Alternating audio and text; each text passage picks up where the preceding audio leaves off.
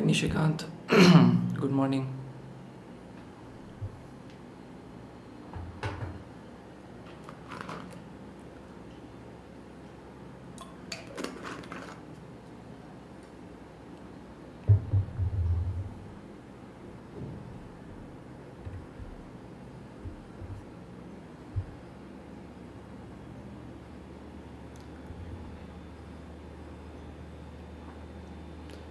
Hi Ishan, good morning. Are you able to hear me? And are you able to see the screen of live streaming on YouTube Studio? If there is any latency in what I am appear, within what I appear to be saying and what I am actually saying, please let me know.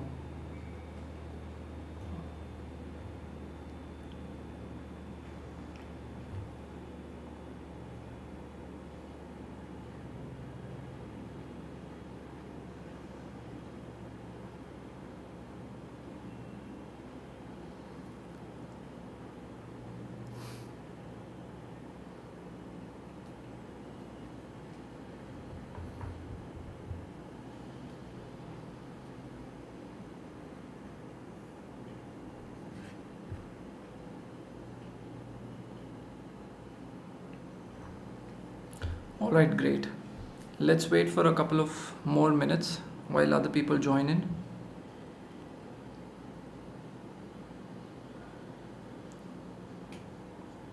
And then we'll begin the session for today.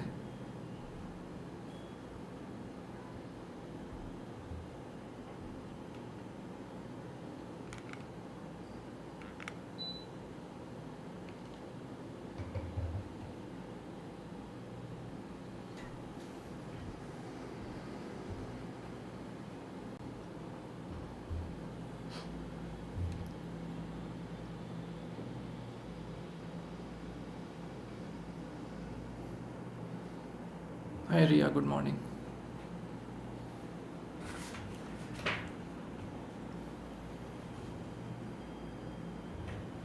Good morning Anshika.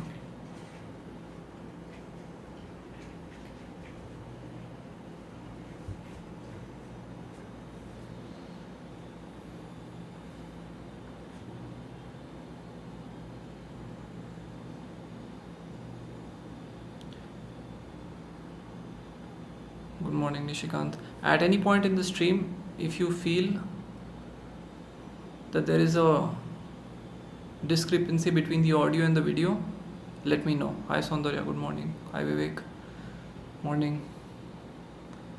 We are waiting for a couple of more minutes for more people to join in.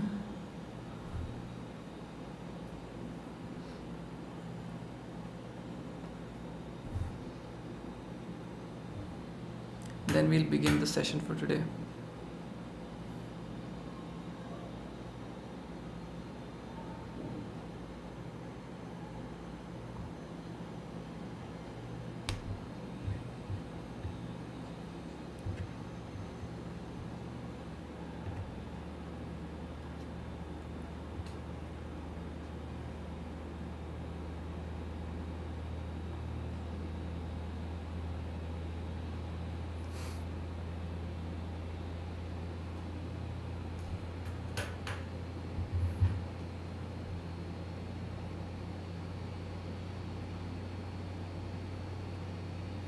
Hi Vikesh, good morning. Hi Shelsha, morning.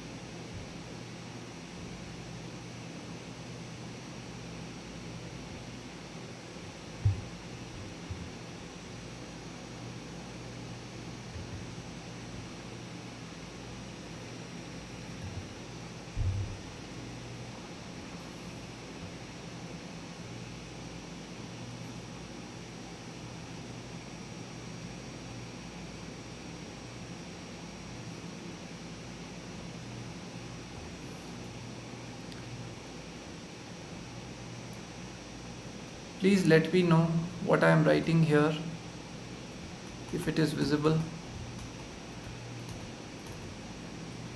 clearly and you can hear me together with the audio and the video.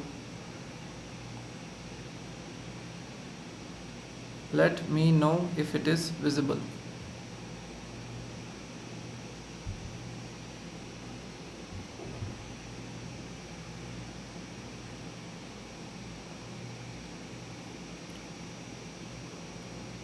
All right, great.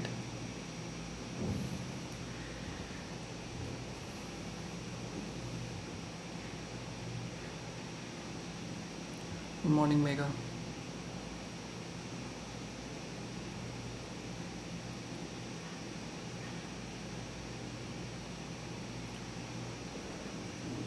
Right, thank you for letting me know.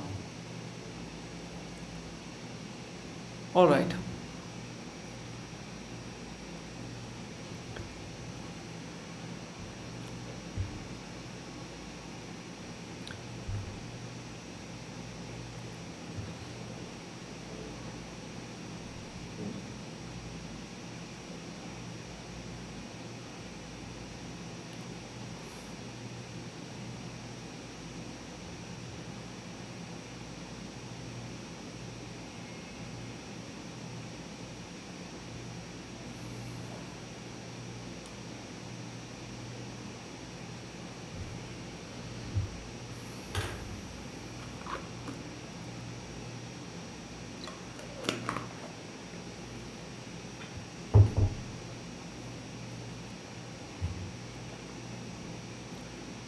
All right, let's begin the session. Good morning, everyone. My name is Avinash Pandey, and I'm going to be taking today's session on the building blocks of answer writing for the mains examination under our Mains Writing Pro program. The purpose of this particular program is going to be to develop immaculate writing acumen for the purposes of the IAS Mains Examination and also as a learnable life skill.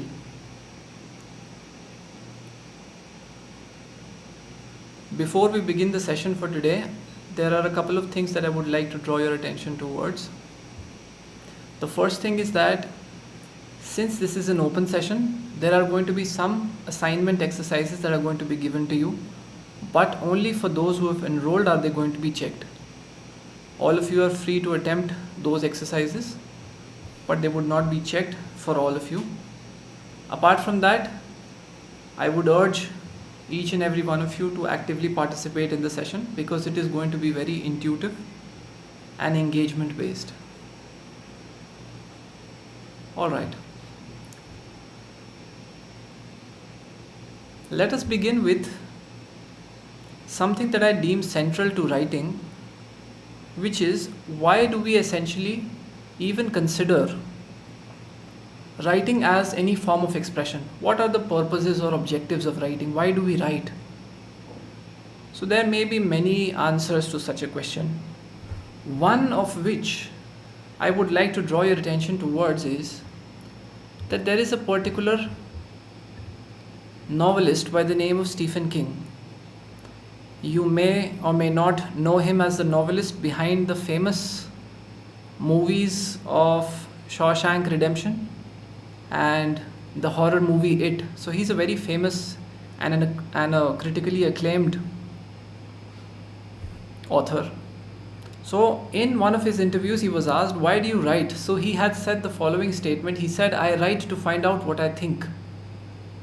Right? So the purpose of his writing was to get clarity on his own thought. And why do I focus on this specific objective of writing? Because this is the exact objective that UPSC has in mind when they have introduced an objective prelims paper, the marks of which don't count, and a subjective mains paper, the marks of which are going to make it or break it for you. So the idea behind the examiner's intent is that they want to actually use your writing as a window to your mind. What exactly is it that you think, and thus they are going to be able to decide and deduce your thought on basis of your written expression. Keeping that in mind,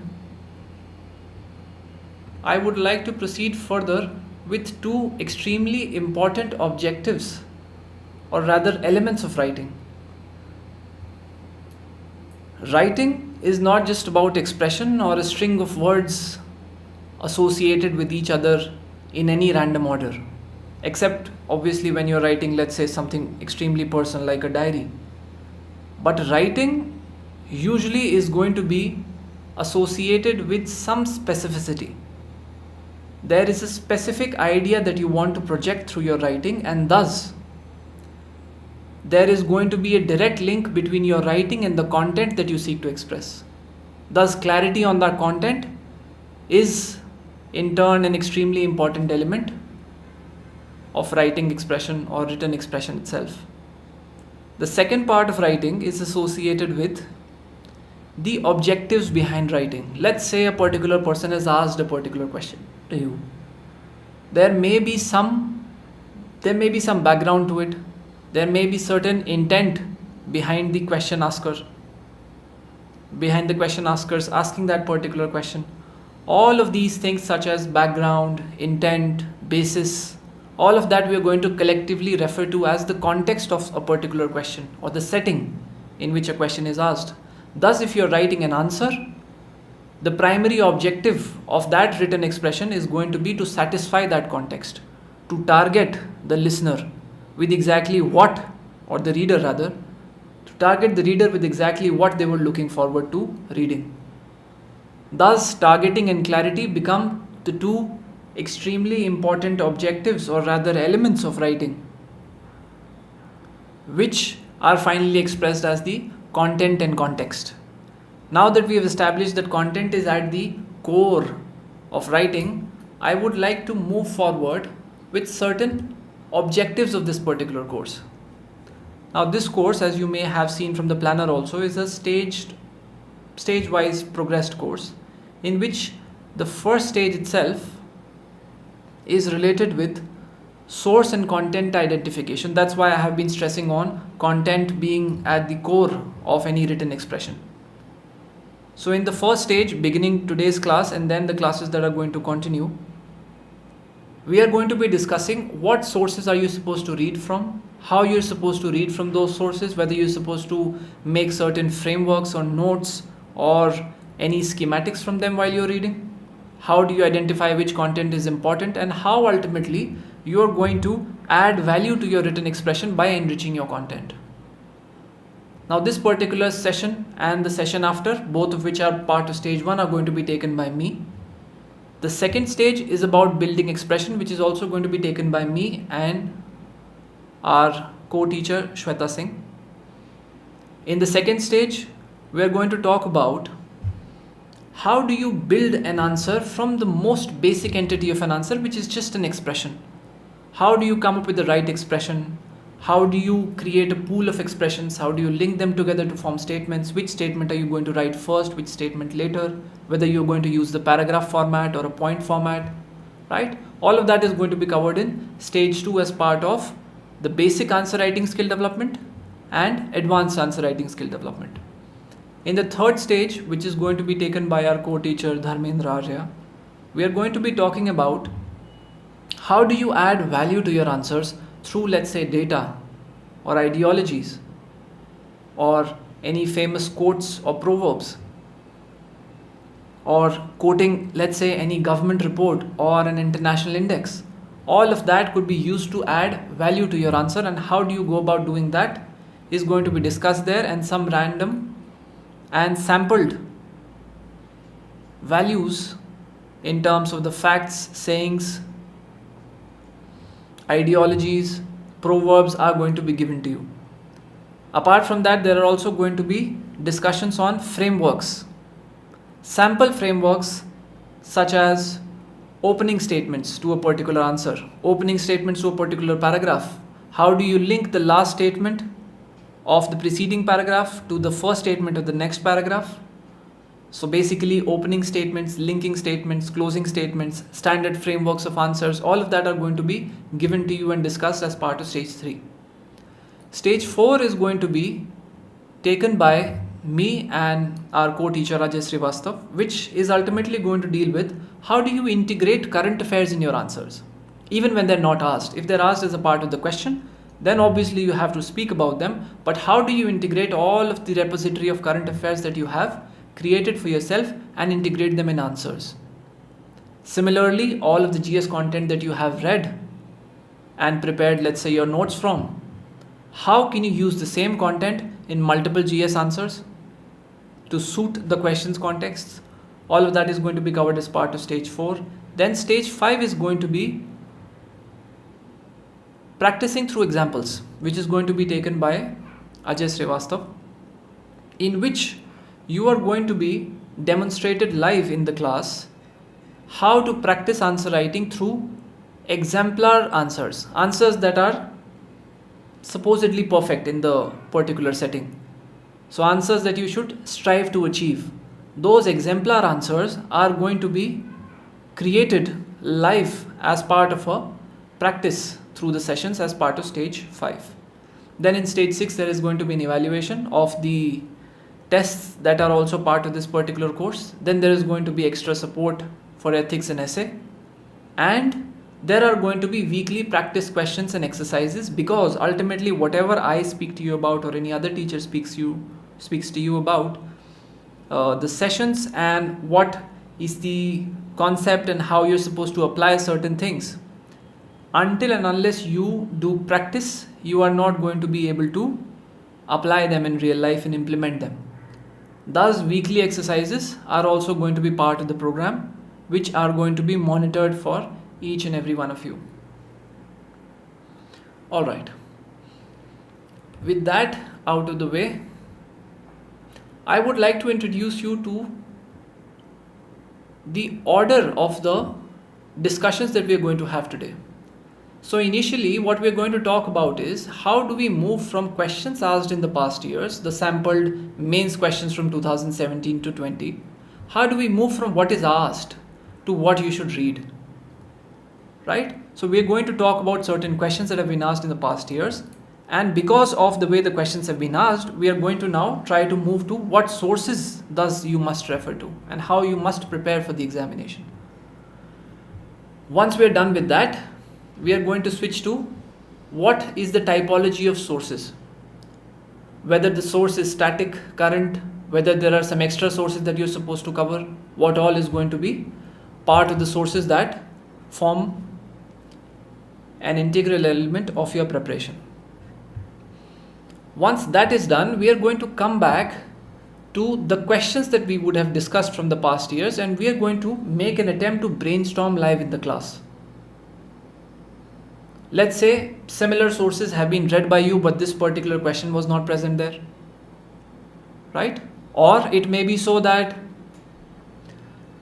you may not have read that particular aspect at all. So how do you brainstorm on the spot is what we are going to do as the third stage. And then we are going to do an exercise in question assaying. Now assaying is a technical term, but I would like to simplify it for you. We're just going to break down the question into parts. And once the question is broken down into parts, we're going to integrate all of them to create the whole of the question. What it means essentially is that we're going to focus on the letters of the question, and then we're going to draw out the spirit of the question, the intent, the background, how you're supposed to answer, right?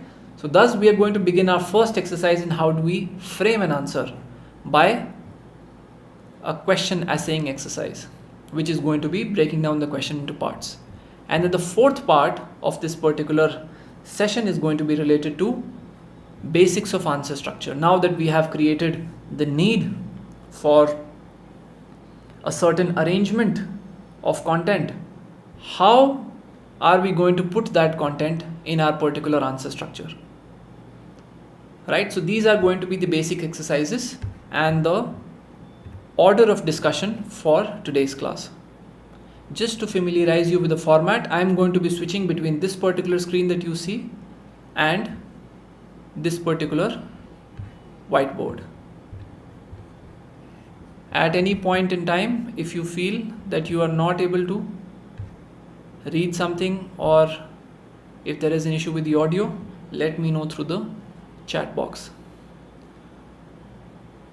Right, so let us begin today's session, the first part of which is associated with how do we move from questions from the previous years to the sources that we are supposed to prepare from. These are two examples basically from GS paper 1 in the past years, specifically from ancient Indian history. The first question, if you read along with me, says, the rock cut architecture represents one of the most important sources of our knowledge of early Indian art and history. Discuss. The second question is, Pala period is the most significant phase in the history of Buddhism in India. Enumerate. Now you may realize this on your own, and even if you do not, let me make an attempt to guide you to a particular understanding about this, that the first question is something that you would find in a lot of textbooks, verbatim.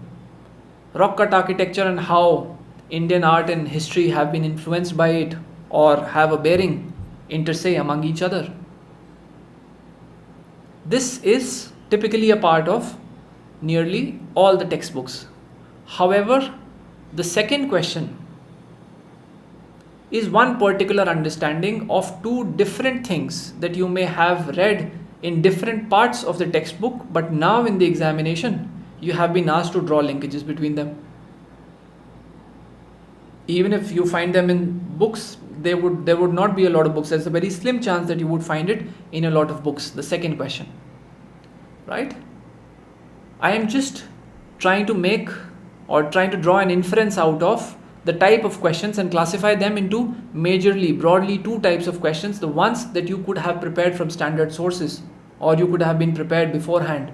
And the second ones are going to be the ones that you could not have prepared from beforehand, and you may need to do a little brainstorming during either your preparation phase or when you're actually attempting the answer, both of which we're going to talk about. The second set of examples again are in front of you. These are from medieval India. Persian literary sources of medieval India reflect the spirit of the age. Comment.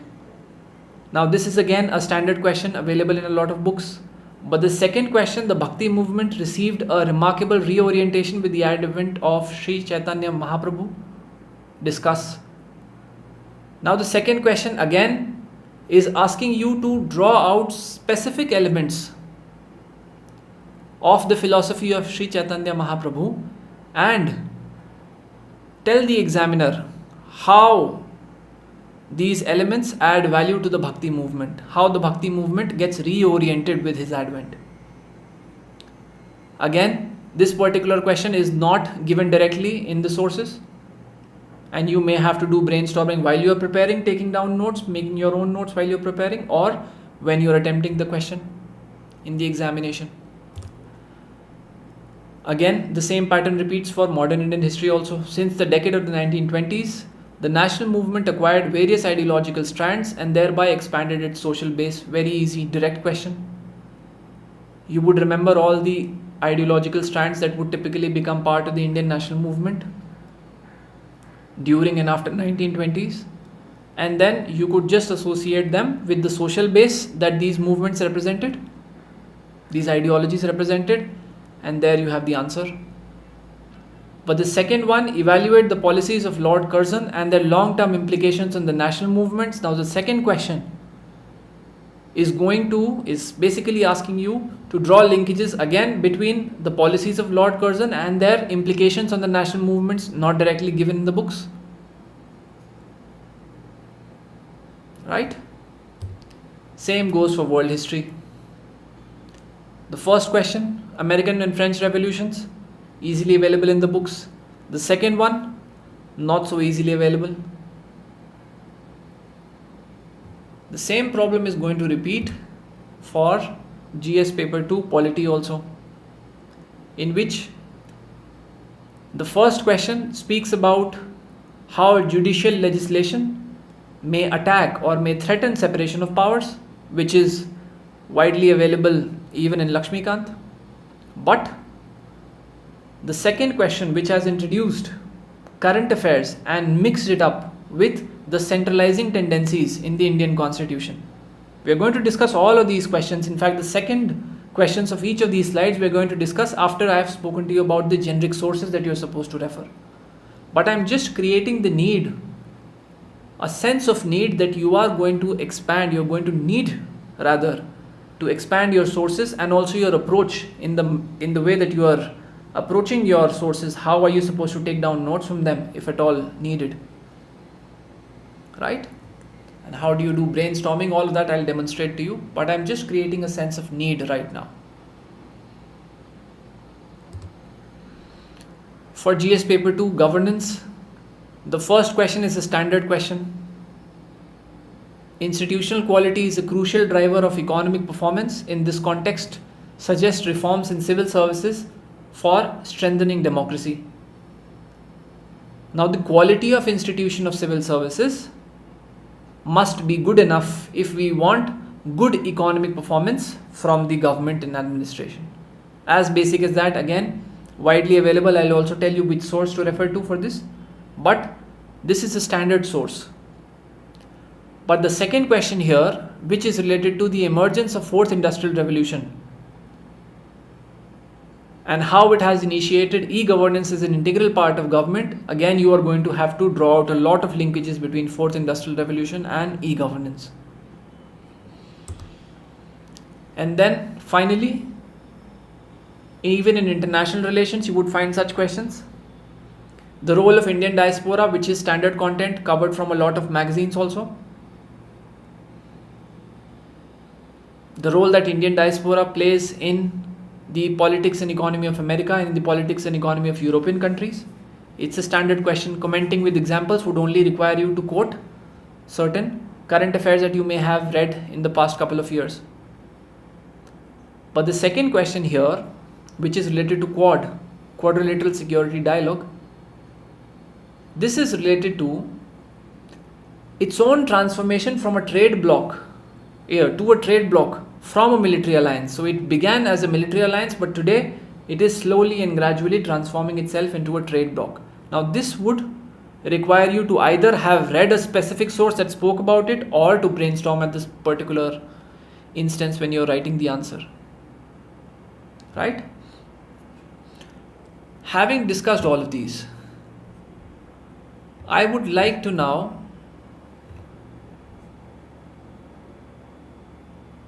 classify sources into the following. The first kind of sources are static and core sources. Static and core would typically mean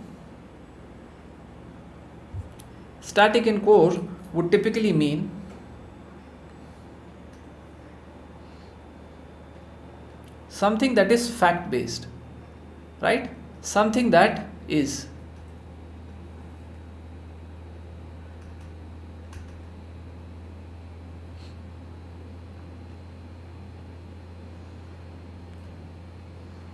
So something that is based on a fact, something that is, all of these sources that you refer to, they are static sources.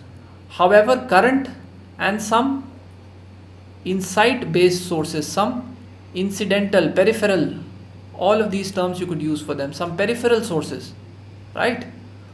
All of these are rather based on some value. What is the difference between a fact and a value? As basic as it could get, fact is what is, and value could be referred to as what it should be or should not be, right? So while on one hand facts would just be, let's say, a data, value on the other hand would be a derivation, an implication of that data, right? Thus, when we speak about static or core sources, we are talking about direct questions. Direct questions are the same ones which were question number 1 in all of the sub slides of the previous slide that I just spoke to you about. Those were direct questions. Only referral to the sources is going to empower you enough to be able to attempt those questions. For example, if you read India's Ancient Past by R.S. Sharma, by Satish Chandra, and then the particular book by Lakshmi Kant, you would be in a good position to answer those direct questions. But the issues that we are more concerned with are the current and peripheral issues, which are value based, insight based. They are not based on facts. They are based on some perspective, understanding, meaning, right? They give rise to indirect questions, whether it is through integration of current affairs in the question or whether it is some peripheral understanding or specific understanding that has been asked. So thus it becomes a indirect question. What you are going to have to do is, when you are reading a particular source, you are going to have to do some self preparation also. This would get clearer when I discuss in today's class and later also as to what we mean by self preparation, what kind of note taking you must do. But all I'm saying at the moment is that there are certain sources that you may refer to today, and then you should make notes from them also. And then there are certain sources that you are not actually referring as of today, but then you need to start referring to them because they already contain either these peripheral areas or some value based insights. So direct sources are fine, but some expansion of sources is supposed to be done, and some extra activity or exercise from existing sources must also be done in order to be able to attempt the indirect questions that are asked. Right? So examples of some extra sources are, there is a particular book that I'll speak to you about in the later sessions, which is Ancient Medieval India by Poonam Dalal Dahiya. I'm going to give you an example also. There is another book by the name A New Look at Modern Indian History by B.L. Grover. Right, so these are examples of the extra sources that you could cover specific areas from them in order to be able to answer the value based questions, indirect questions, peripheral questions, which are not direct. Similarly, for polity, there is Our Parliament by Subhash Kashyap. Giving you an example, I would like you to focus on this particular slide. Remember that in the question that has already been asked in one of the previous years, a linkage was supposed to be drawn between Palas and Buddhist art and culture. Similarly, another understanding which is not readily available in the popular sources is that there was an immense Central Asian influence on Buddhism. Right? In fact, the origin of Mahayana Buddhism itself is majorly dependent on Central Asian influence. Once the monks and nuns, they started to accept gold and silver, right, as part of expansion of their chaityas and viharas, right? So traders and artisans, even more so the ones coming from Central Asia, right, they started to support practice of Buddhism by these monks and nuns. So what happened was, slowly and gradually, practice of Buddhism became more accessible. So this particular understanding is mentioned in the Poonam Dalal Dahiya book that I just referred to you. Thus, if a question in the examination comes on Central Asian influence on Buddhism, you would already have something concrete to begin with, because you would have read this particular understanding. Another example could be the relationship between Central Asians and feudalism. Feudalism is generally regarded to have begun with the Gupta age. Feudalism would typically mean anybody who's acting on behalf of the authority of the king. Such people tend to aggregate greater powers and then they become feudal lords. Right? So a division of power at two levels is federalism. Here feudalism would mean specific allocation of powers by a source of power to somebody at a lower level. So feudal lords are typically considered to have come into existence during the Gupta period, but the reality is that Central Asians, with their satrap system of government, under which the empire was divided into a lot of satraps, and each satrapy was placed under the rule of a particular satrap. So what happens is that the idea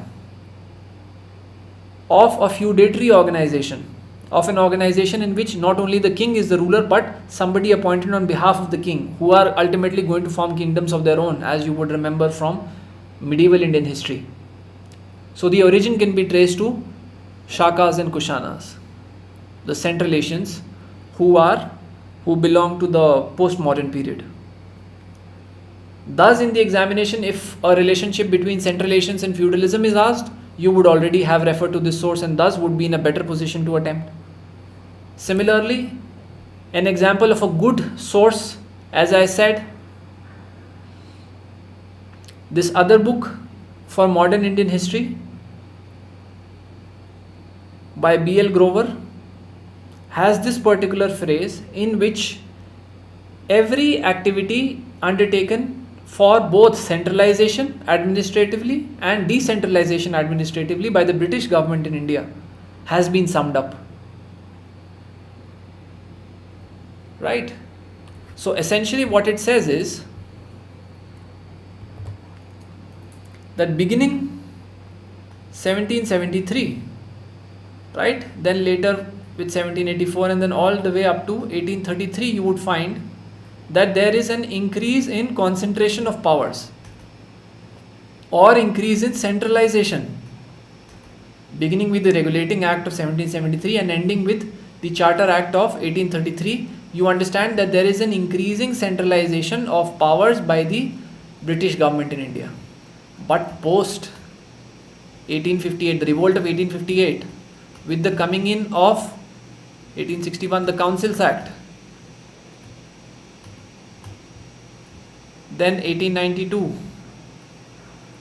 then 1909, then 1919, then 1935, we are moving slowly and gradually towards decentralization, beginning with councils at the provincial level, ultimately to provincial autonomy in the Government of India Act 1935. The purpose is not to discuss content here specifically. Even if you don't understand the GS bits of it, it's okay. When you do read it, you will understand it, but I'm just trying to draw out a pattern. Beginning 1773 and ending 1833, you see a centralization. There is a centralization. And then post the revolt of 1857, beginning 1861, there is decentralization. The power shifts away from the British center to provincial India, right? Local India, you can call it, government at the local levels. Local would also mean provincial here, because I'm just mentioning it in the value term. Anything that's not central is called local for the purpose of this discussion. So you understand that all these exercises have been summed up here in this book by B.L. Grover in 2 paragraphs. Such an understanding must be drawn out by you on your own when you're reading the source, but even if not, you can refer to certain specific sources which are going to empower you with such an understanding. Then this is an example of another source, another extra source that is going to empower you with specific insight into questions that are indirect, that are current based, that are peripheral. For example, this particular idea is based on disinvestment in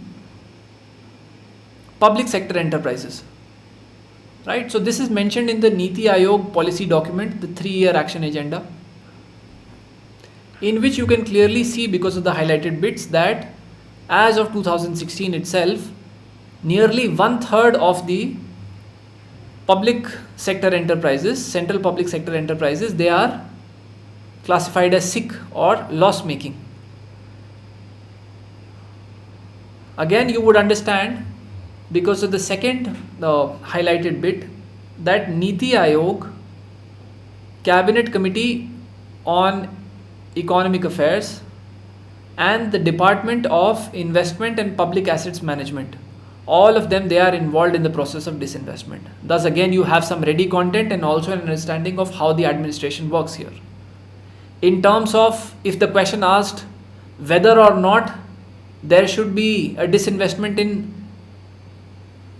CPSEs. Here also an understanding is given that any revival of a non-strategic CPSE, it must be based on commercial principles, right? It must be commercially funded, whether through equity or loan. So these are two processes, but then understand commercial means that you are going to ensure that any revival that you want to bring about in the CPSEs, they must be based on commerce alone. As in, it must be based on typically only the balance sheets. If it is commercially viable, such a revival must be undertaken. If it is not, it should not be undertaken, right? Therefore, it must not rely on budgetary support. You should not allocate money to keep it running, or you should not also sell the land belonging to such a CPSE in order to revive it. I hope you are getting the point. So this is related with the principle behind either the revival or disinvestment in CPSEs. So understand how a simple piece of writing as an extra source that you covered is going to give you great insight into this entire issue of CPSE disinvestment. Alright. These are some extra sources. Generally, you must be covering facts, data, government reports, Niti Aayog documents, second ARC reports, international indices and reports, codes, ideologies, all of that they are going to be discussed in the forthcoming classes. But I'm just giving you an idea of how do you classify typically your sources. Static sources, current sources or peripheral sources, and some extra sources.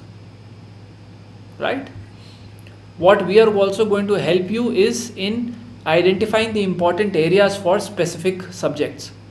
For example, here important areas for polity have been mentioned for the year of 2021, in which preamble and values of the constitution are going to be important, part 2 of the constitution, part 3 of the constitution, all of these things, right?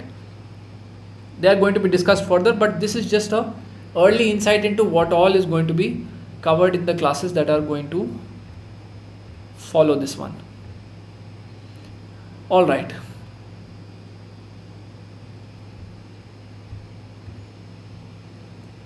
Now, what if you did some self preparation, right? You made certain notes from these extra sources also. You covered these extra sources. Even after that, what happens if you come across questions that you can't solve? Right? What do you do in those scenarios? So I am going to discuss with you the brainstorming aspect now, live in this particular session, picking up the second question in every slide. Right? So you have now this particular question, and let's say you do not know exactly what is asked in the question, but you have some idea about Pala period, Buddhism, etc.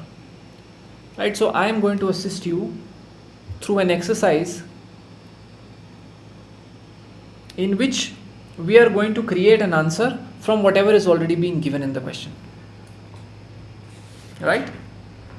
Okay. So you know the question. Keep in mind the question. Pala period is the most significant phase in the history of Buddhism in India. Right?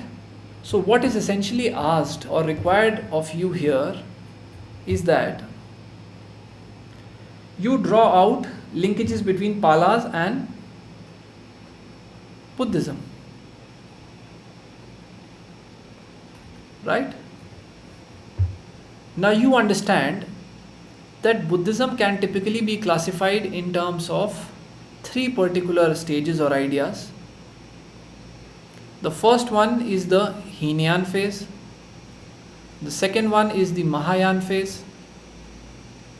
And the third one is the Vajrayana phase. And Palas you understand in terms of, I am just speaking temporally. At the moment, this is just a temporal exercise, time based. If you understand which time period do Palas belong to and which time period did Vajrayana come into existence, you can understand that there is going to be a direct link between Palas and Vajrayana phase of Buddhism. And what is the difference or the flow in all these phases of Buddhism? Hinayan could be practiced only by a particular set of ascetics, by only monks. Mahayana could be practiced by a greater set of people, right? Not just monks.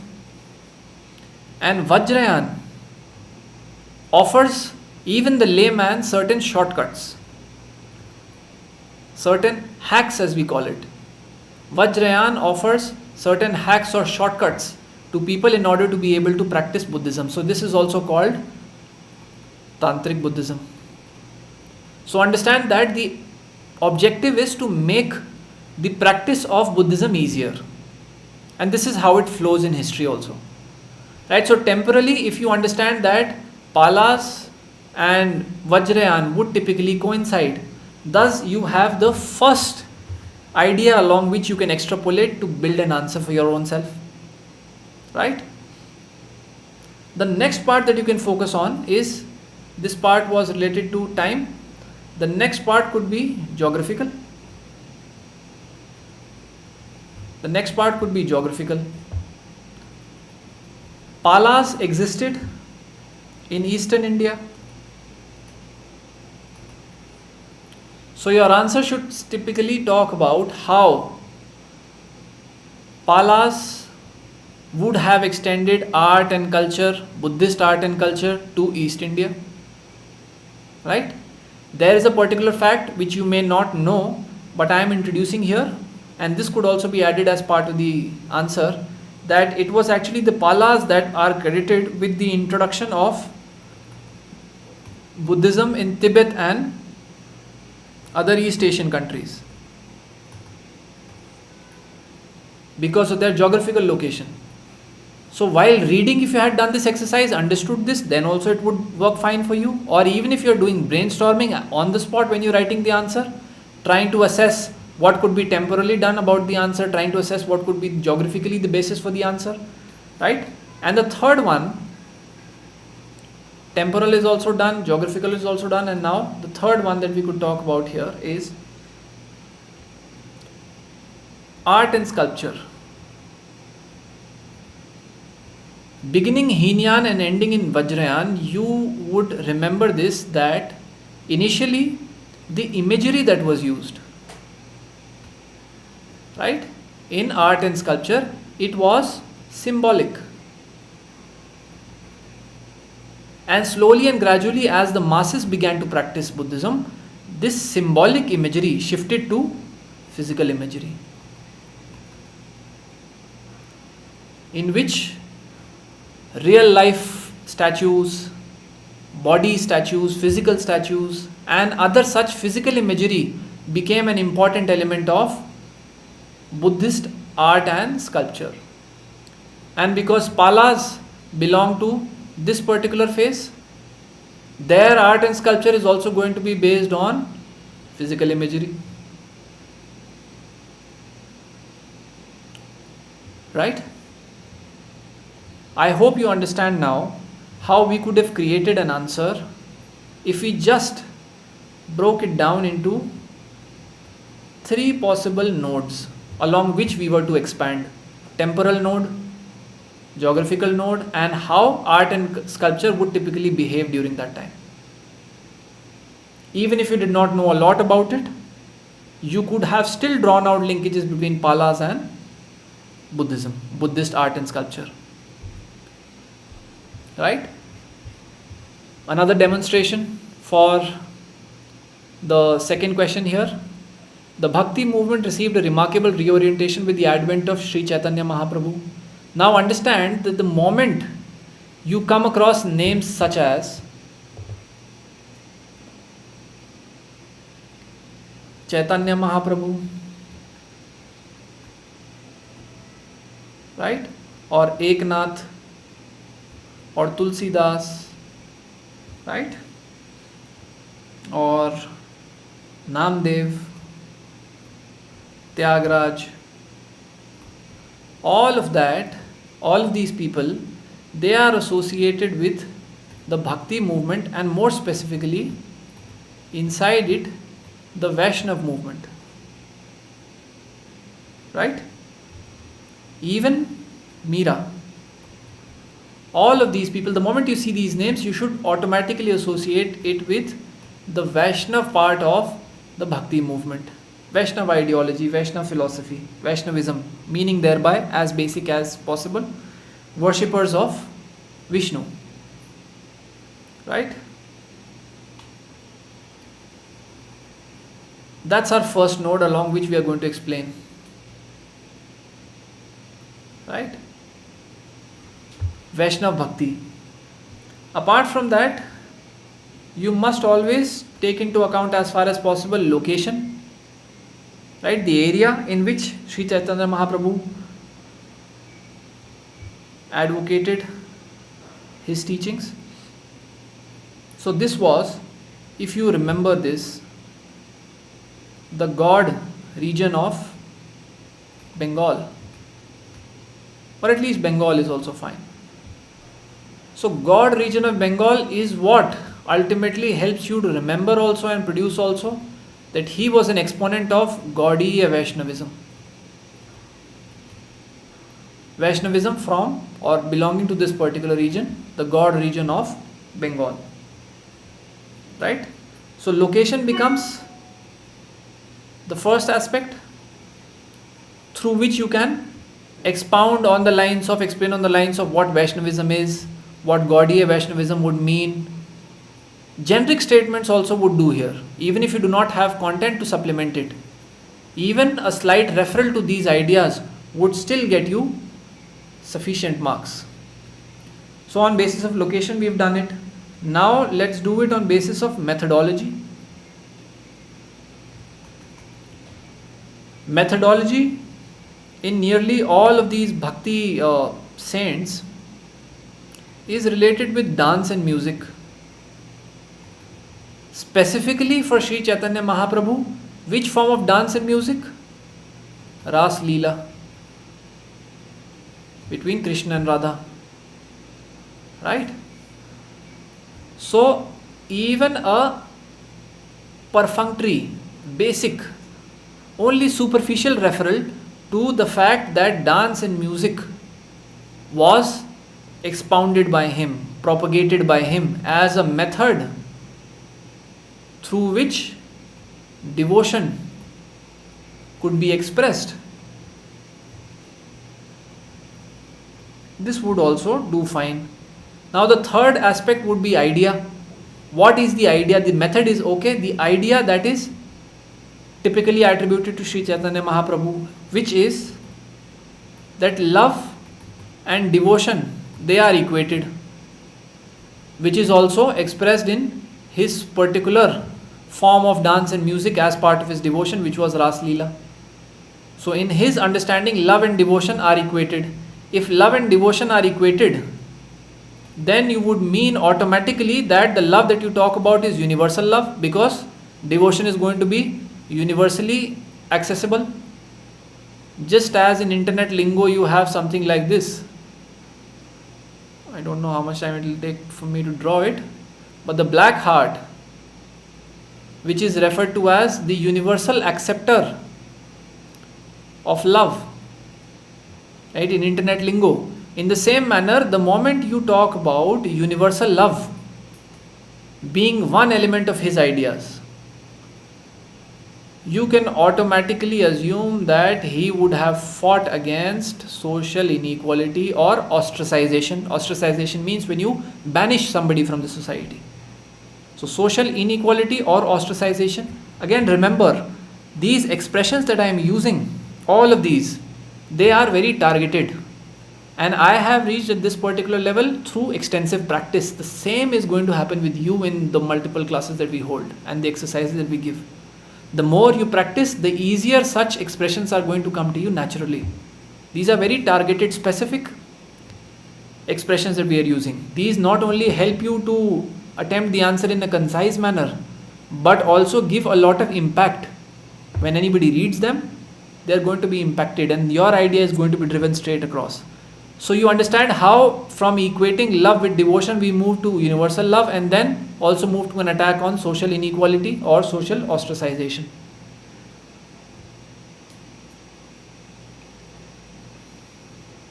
And the last one that I wanted to talk about in idea was yoga. Today being International Yoga Day, we have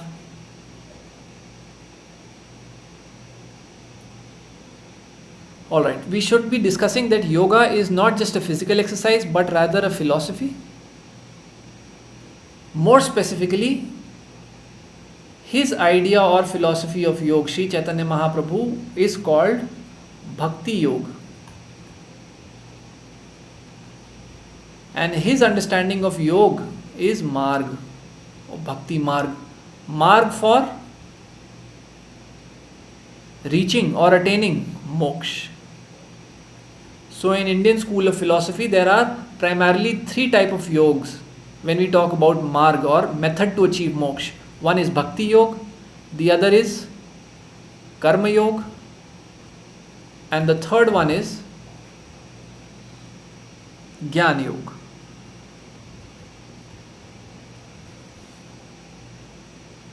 So in terms of idea, you can also say that he used devotion as a marg for attainment of moksha. Right? You understand how we essentially picked up location, methodology and idea.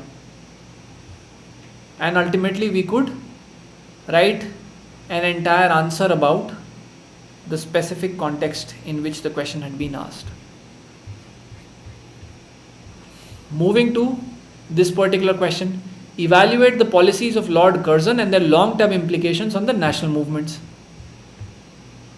Nearly all the sessions are going to be demonstration based, because ultimately you're going to have to practice all of that, see this live in order to be able to emulate. The best way to learn is to copy, to emulate. A copy not in the value sense. You should be original and authentic, and that's what benefits everybody also. But copy in terms of trying to emulate, right? Trying to duplicate somebody's skills, trying to duplicate some value, some good value that you read somewhere. All of that should be the goal that you seek to achieve. Alright, coming to this particular question on Lord Curzon. Again, the question is related to Lord Curzon and basically the policies of Lord Curzon and how it impacted the Indian national movement. Right? Okay. For anything related with Indian national movement, you must always take into consideration a national consciousness. One extra S, one extra N also. Indian national movement, the moment you come across a question on Indian national movement, you must always associate it with national consciousness.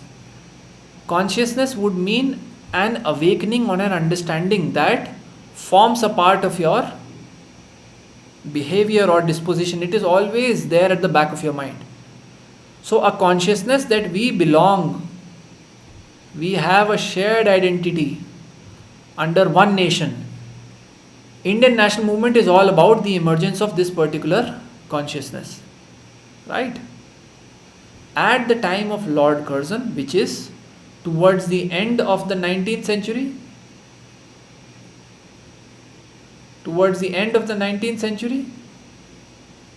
and at the beginning of the 20th century, you must remember that the element of national consciousness was not present. And thus, whatever the answer is going to be, it is definitely going to be on the lines of how Lord Curzon's policies encouraged the development of national consciousness, which ultimately benefited positively the growth and development of the Indian national movement. Right? Because during his time, this consciousness was absent. And whatever his policies did, definitely one of the things that they did was develop or cause to develop national consciousness. Alright.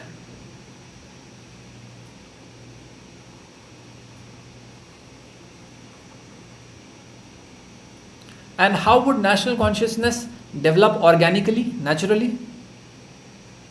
You understand that if people in their public life they are free, let's say free to criticize, right? Or any other aspect of their life which they are enjoying.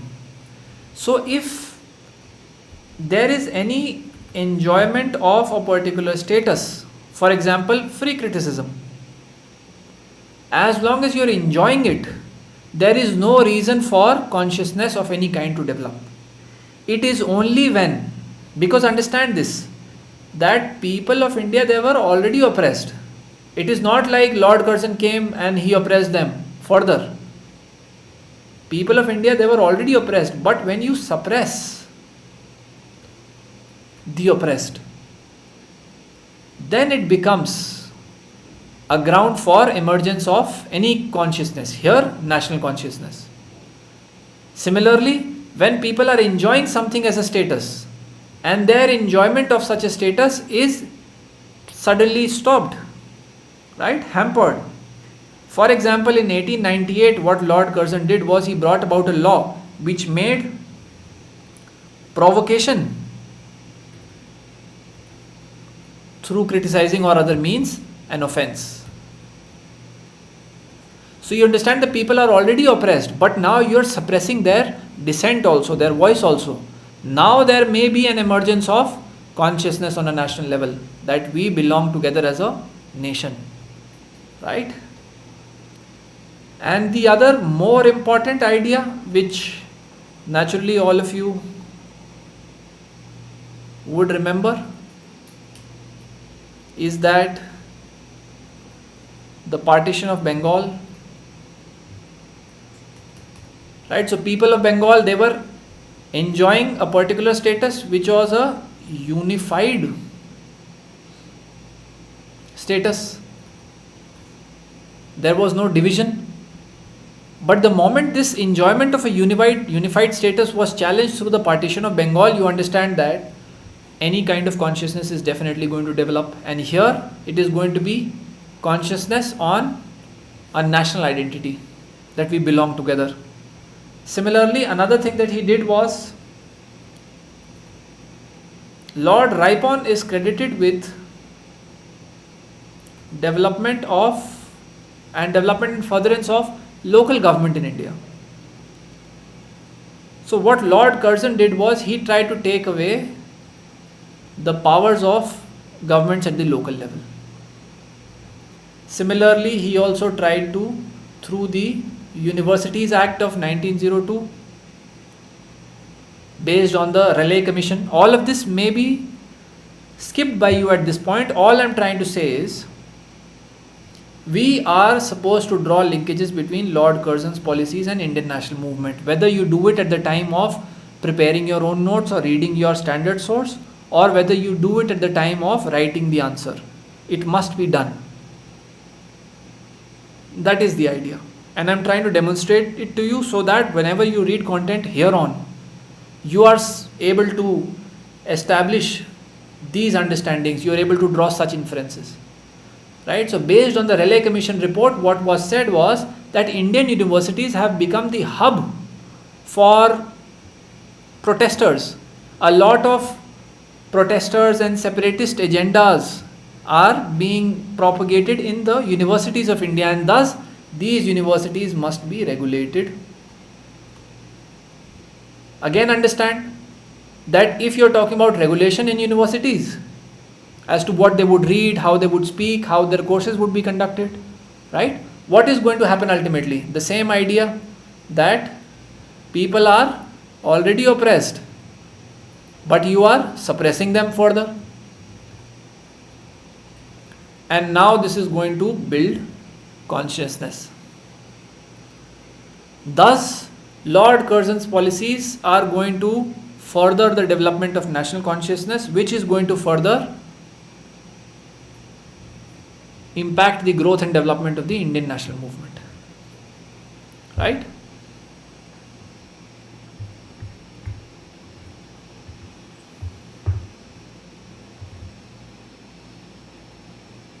Okay. For GS paper 2 or for GS paper 1 in world history, The second part, decolonization process in the Malay Peninsula. Germain, in the classes that are going to come after this, especially in the basic and advanced answer writing skill development sessions, you're going to be taught how to attribute meaning to words that you may not know the meaning to actually. How do you attribute some satisfying meaning? Some meaning that would be satisfactory, that would not be incorrect, even if you do not know the absolutely correct version of it, right? So, but here let me introduce Germain as something that is relevant. So, what problems are relevant to the decolonization process in the Malay Peninsula? Two things we are going to talk about here. One is decolonization. The other is the Malay Peninsula.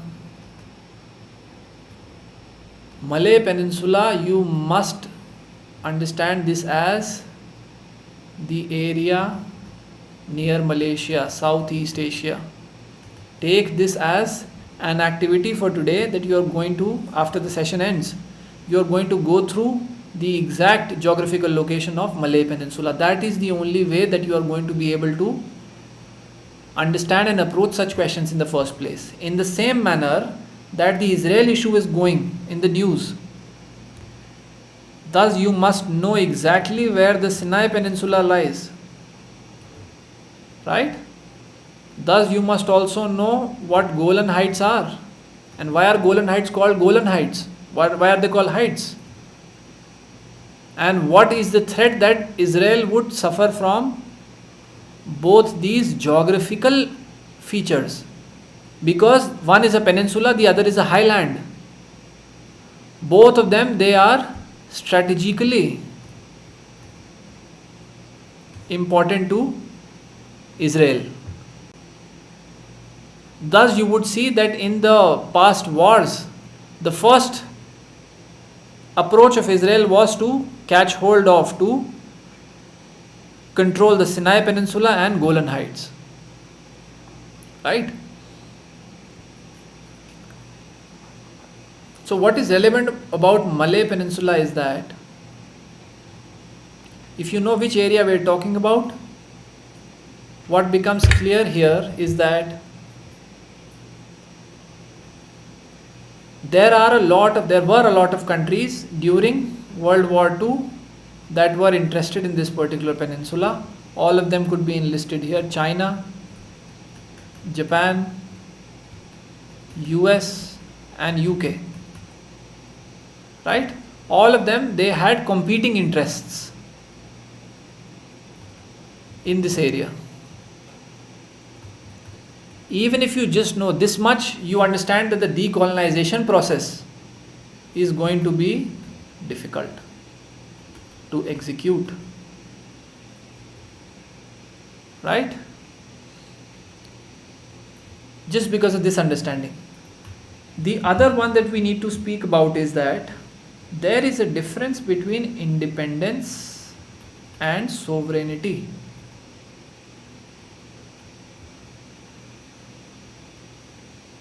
Independence could also mean the dominion status independence that Britain was promising India on so many occasions. That except three areas, for example, let's say defense and external affairs, two areas. Except on these two areas, India is free to make its own laws and govern its own relations. But in these two areas, India would have to listen to Britain. Such an independence would still be independence, but it would be dominion-based independence and not sovereignty. Sovereignty would mean absolute freedom from control, right? Absolute freedom from external control. So when you are independent over a particular geographical territory and govern all the areas and issues relating to that particular geographical area, then you are called a sovereign country. So even when the country in question got independence, it still remained a dominion.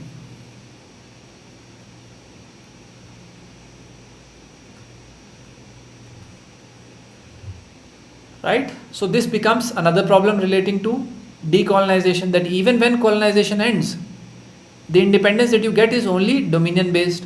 What is the problem with dominion based independence is that because you are not truly independent, and because your independence may have been a bargain, what may end up happening is that you replace one despot. Despot means a whimsical ruler, a ruler who rules by his own whims and fancies, a ruler who does not come from the people, not legitimately recognized by the people, right? So what it essentially results in is that one despot is replaced with another despot. So because independence did not come from the bottom up, and it may just have been a bargain between whosoever was representing this particular peninsula and between Britain. So what may end up happening was, even when the British leave, one issue is that they still can control certain areas and make laws for this particular peninsula. And the other issue would be that even the ones who claim now to govern independent Malay Peninsula, these people may also still act like despots. Right? Like rulers who do not come from the people. They may abuse their powers. They may still continue to act in the same manner as British did act. So in any question relating with decolonization where the element is of dominion independence, these issues are always going to be there.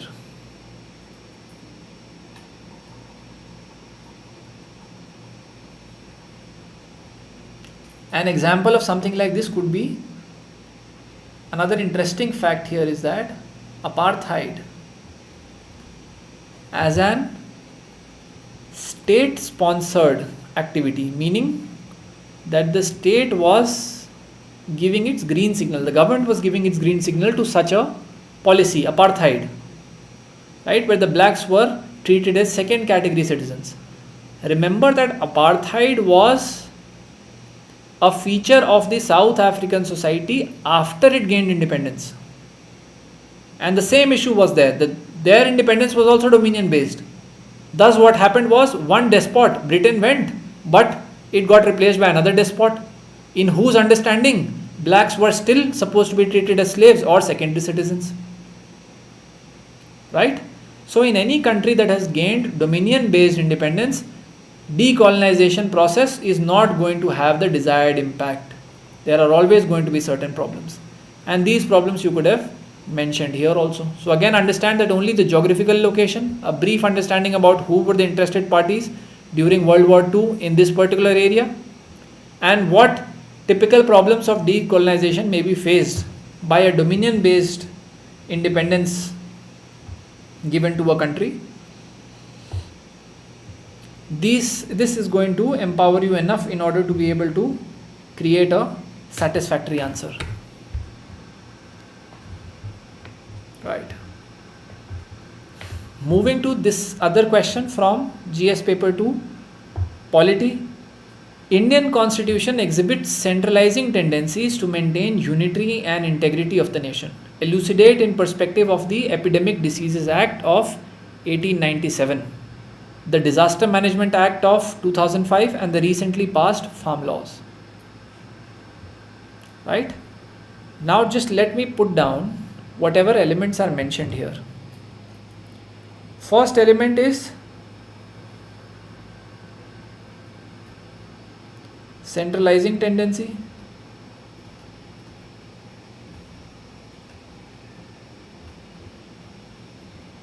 Right?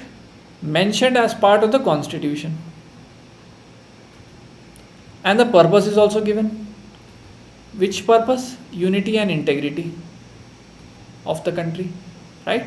This is one part of the question. They have asked us to justify the exhibit of centralizing tendencies in the following cases. When during the COVID times, the Disaster Management Act and the Epidemic Diseases Act gave greater power and control to the center, right? You would see that lockdowns were implemented on a national level, right? Similarly, a lot of activities, including designation of essential commodities and activities, that was also done by the center, right? So Disaster Management Act and the Epidemic Diseases Act, both of them, they were used in furtherance of a centralized action as a response to COVID. Similarly, the farm laws, the 3 farm laws in question of 2020, they have also been accused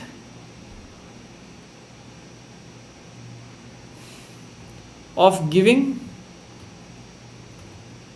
a lot of central control over matters related to agriculture. So what typically happens is, agriculture is mentioned as entry 14 of state list,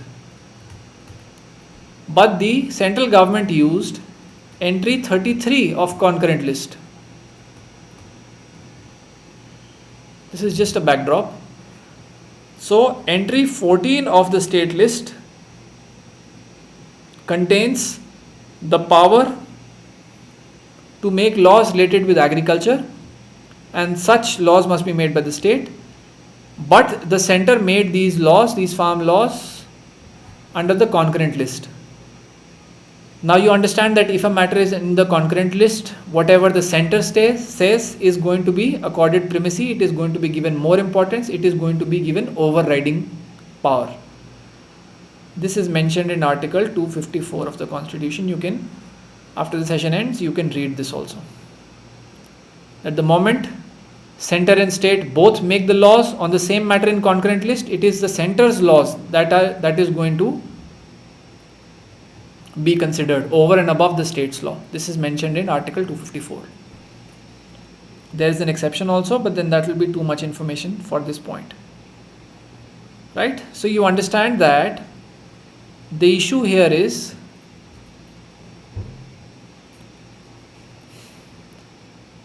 centralizing tendency, in which union or center is given more power under the Constitution, has been exhibited in these cases, and you have to demonstrate how, right?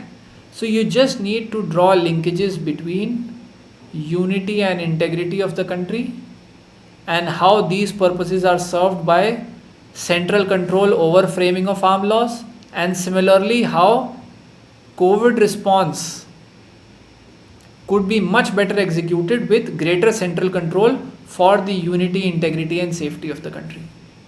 Right? Where do you come across unity and integrity? In the Constitution, in the preamble itself.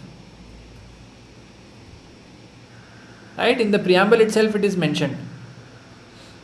When they talk about justice, liberty, equality, fraternity, along with fraternity, unity and integrity has been mentioned. That not just individual dignity is to be protected, but unity and integrity of the entire country is also supposed to be given importance. Right? So the idea of fraternity, brotherhood, is what was sought to be achieved through the Disaster Management Act, the actions taken under it, Epidemic Diseases Act and the Farm Laws of 2020. That is the idea here. Right? And just a brief mention of why centralizing tendencies form a part of the Constitution in the first place. Why were they even introduced in the first place? You should understand and remember that there was an exigency or emergency in which there were a lot of separatist forces in the country at the time of independence. And the provinces and the states, they were economically weak. Thus, the center had to play the role of a big brother, right? And in order to play greater responsibility roles, you would also need greater powers. Thus, the constitution displays certain centralizing tendencies, right? So, this is the idea behind this particular question. This is how you could have attempted it. So they have asked you to elucidate or explain in the perspective of the Epidemic Diseases Act,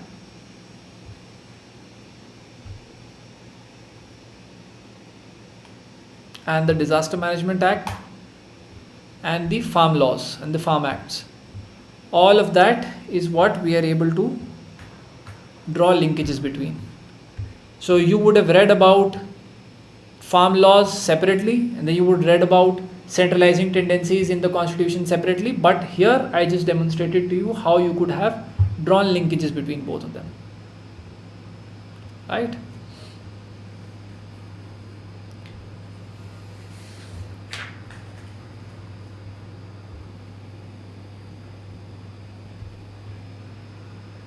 Right, so I just quickly checked the chat box. I hope everything was fine, and let me proceed with the session. I hope there are no arrangements or changes that I need to make. All right. Okay. About the first question here, which is related with, as I said, institutional quality, civil services, and economic performance. This is a standard question mentioned in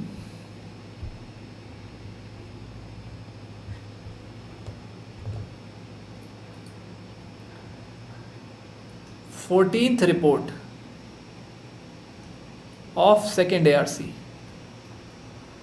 right, which is related with fiscal and financial management. Basically talking about how administration must take care of its budgeting practices, right? How it must not overestimate. What are some sound principles that it must follow,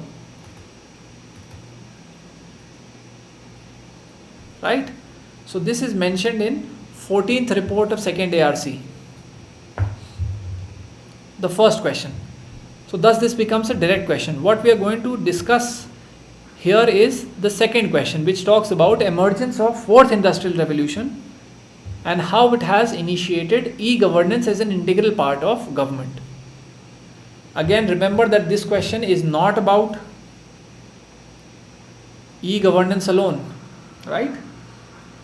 Let us quickly do an exercise in identification of whatever is mentioned. You must understand exactly what fourth industrial revolution is. So first industrial revolution is associated with steam power, right? What does steam power mean?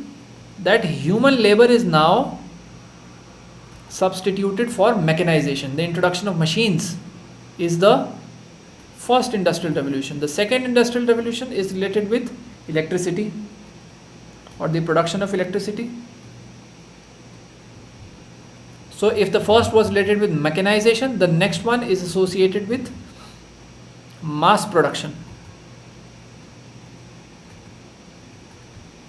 Right. The third one is related with IT or computers, right? And this, the effect that it brought about was automation. Now what does the fourth industrial revolution do?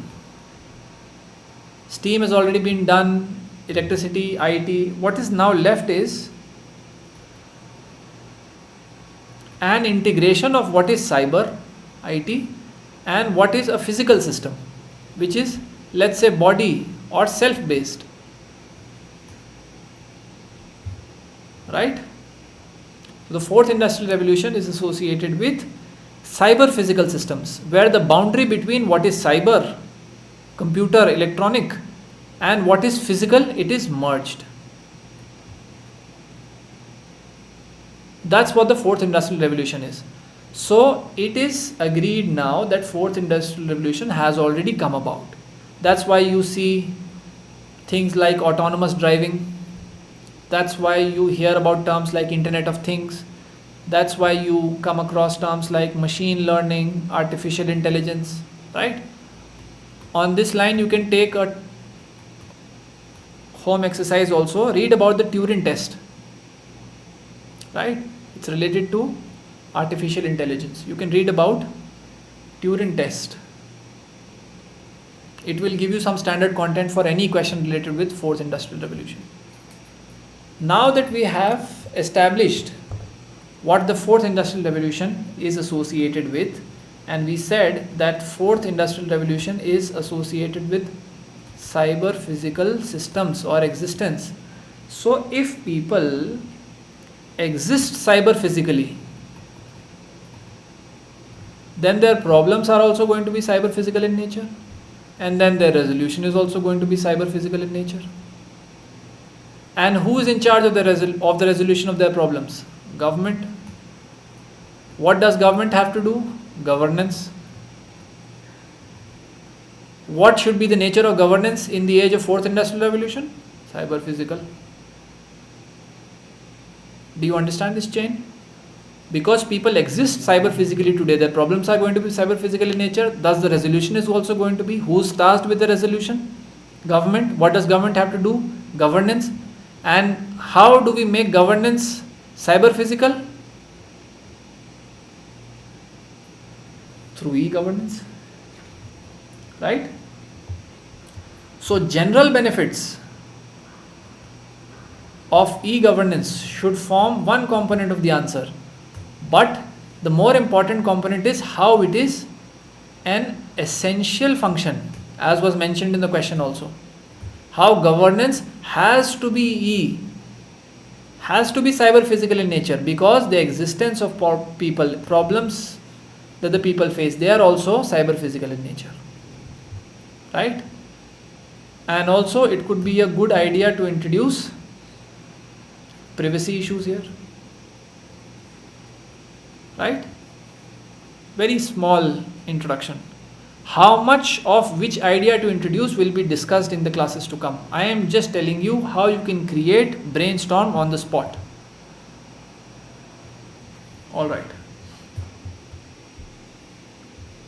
Let us move to the final question here, which is Quad. So as we had discussed before, Quad, the Quadrilateral Security Dialogue, has been transforming itself into a trade bloc from a military alliance. Discuss. Let us begin with the origin of Quad. Quad actually began in 2007, and this is how you also remember things. The 123 civil nuclear agreement between India and US, right? Thus you should also remember who was the prime minister of the country at that time. That's how you remember all these things, right? So it is just at the same time in which greater cooperation between India and US was happening, specifically in the field of nuclear cooperation. That is when four countries, India, US, Japan, Australia, all of these countries, they decided that they are going to form a military bloc. Is an overstatement, but a group for regular military exercises. Malabar exercise. After the session finishes, please read who participates in the Malabar exercise, right? So you understand that the origin is related with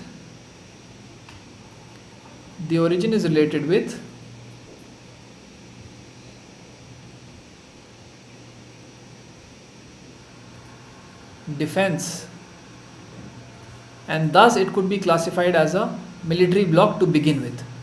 And because these four countries are involved, which geographical area would they be sharing? Which geographical area would they be sharing? India, US, Japan, Australia. Think a little. It would be the South China Sea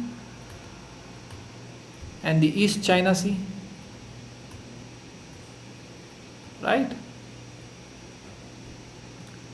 because these countries are involved here, it's going to be a defense agreement or engagement between all these four countries to do what? To counter Chinese influence in this particular area. Right? Now what happens is,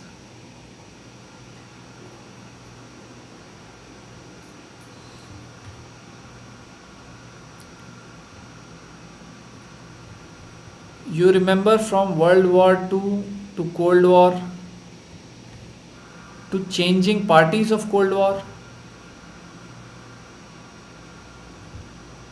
right? Today you can practically say that there is a Cold War going on. I mean, you can't quote it anywhere, but you can practically understand that there may be a Cold War going on between US and China, where both of them, they are trying to curtail their influence, each other's influence rather, right?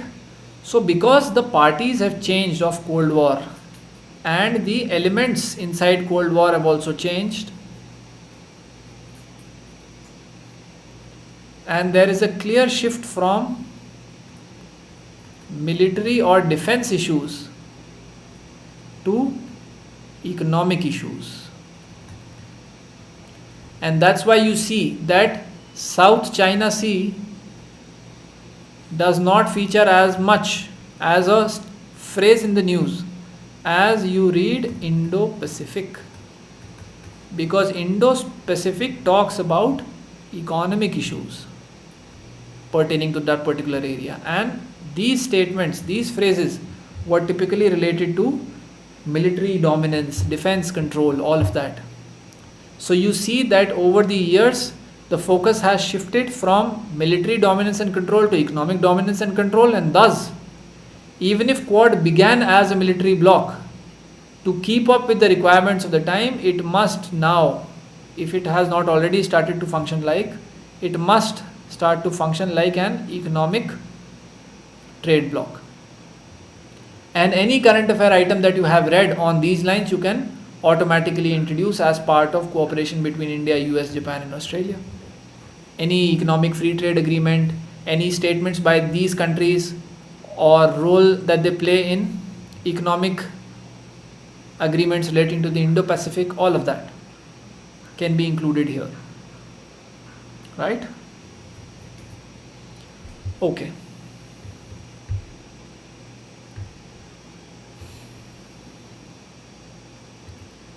Moving now to question assaying, which is breakdown of the question into multiple parts and then integrating those parts to create the whole of the question and also give us good directions as to how we are going to approach.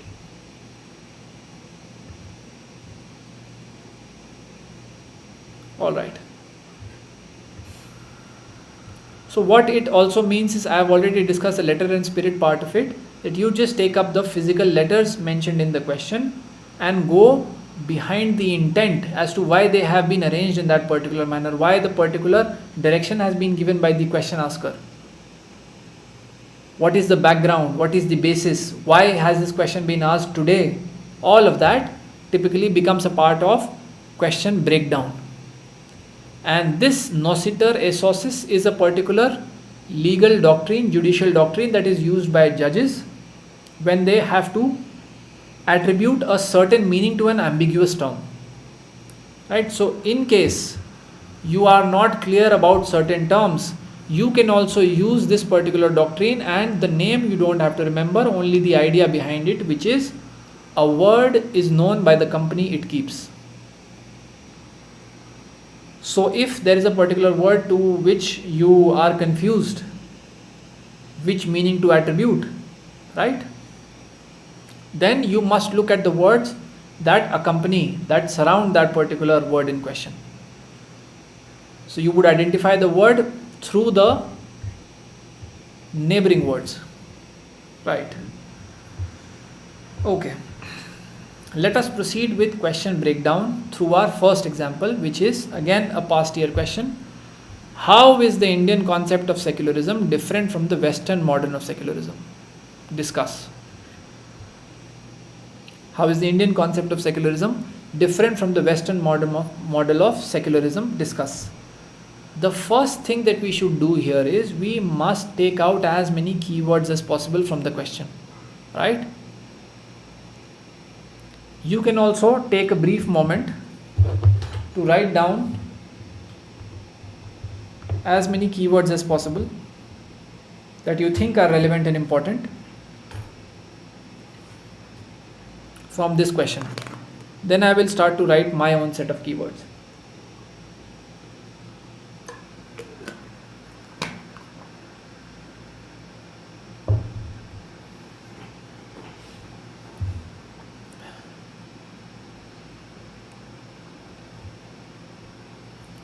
You can write it in the chat box also if you feel like, or you can write it for your own self also, no problem.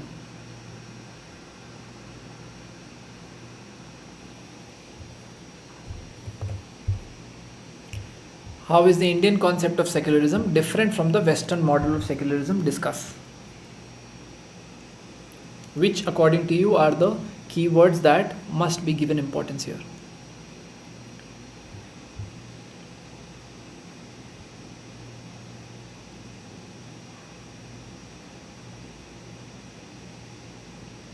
Right. I hope you would have written it. Now let me proceed to write my own set of keywords that I think are important here. According to me, the first keyword is Indian. Similarly, contrasting Western. Secularism is common in both the places. Another thing that we need to notice here is that Indian concept was given, and here model was given, right? So concept and model, they must be sufficiently distinguished in terms of, do you understand that if we speak about model of anything, would it be highly specific? Yes. Would it be narrow? Yes. Would it be non-inclusive in terms of the multiple meanings that you can attribute to it? Absolutely. Because it's a model. Again, understand that this is the power of expressions. You use the correct expression and you have 3 sentences to write, even without knowing anything about Indian secularism or Western secularism. You use the correct expression, specific, narrow, non-inclusive, and you have 3 wholesome statements to write in the very context of the question. That is the power of expressions, and we are going to develop that with practice, right? But you understand that concept is going to be general in nature, more accommodating, broader, right? Inclusive. But model is going to be specific, narrow, and non-inclusive. With that understanding in our hand, we can extrapolate on the difference of idea between both of them, right? Difference of idea between both of them could be understood as, while the Indian concept of secularism speaks about Sarv Dharm Sambhav, and do not just take this on face value. It is not just a overused phrase in the life of a civil services aspirant. It carries a lot of meaning when you write it like this. Sarv Dharm Sambhav, what it means is that the government, when you try to define Indian secularism through Sarv Dharm Sambhav, understand that it is the duty of the government to make all the dharms sambhav possible. It is the duty of the government to make all these dharms coexist in peace and harmony. And that is exactly what the definition or the idea of Indian secularism is.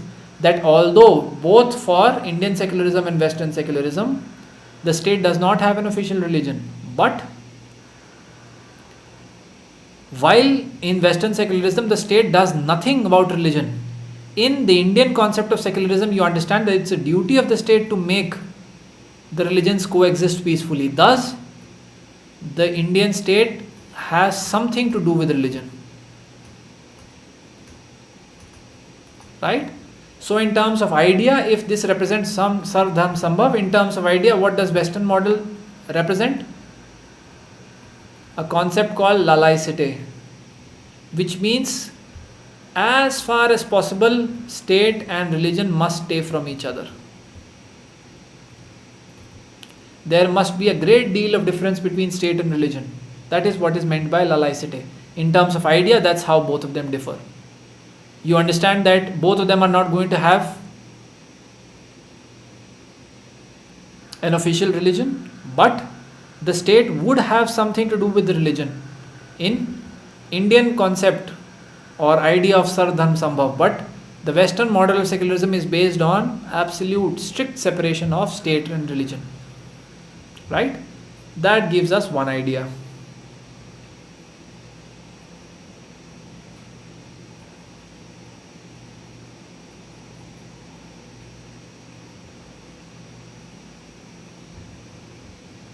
Number 2, let's speak about, in terms of idea we differentiated it sufficiently. Now in terms of history also, you can make an attempt. If you remember that Indian secularism is still referred to as a concept because there is no specific event that could be attributed to its emergence. In fact, the Indian national movement post 1905 used religion to foster the same nationalistic consciousness that we spoke about a little while ago in the lecture. Right? So Indian history, the history behind development of Indian concept of secularism is that it is not dependent on an event, right?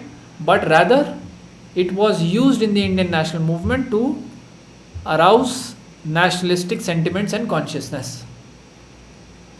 But here in the Western model of secularism, there is something that happened in 1648 which is called the Treaty of Westphalia.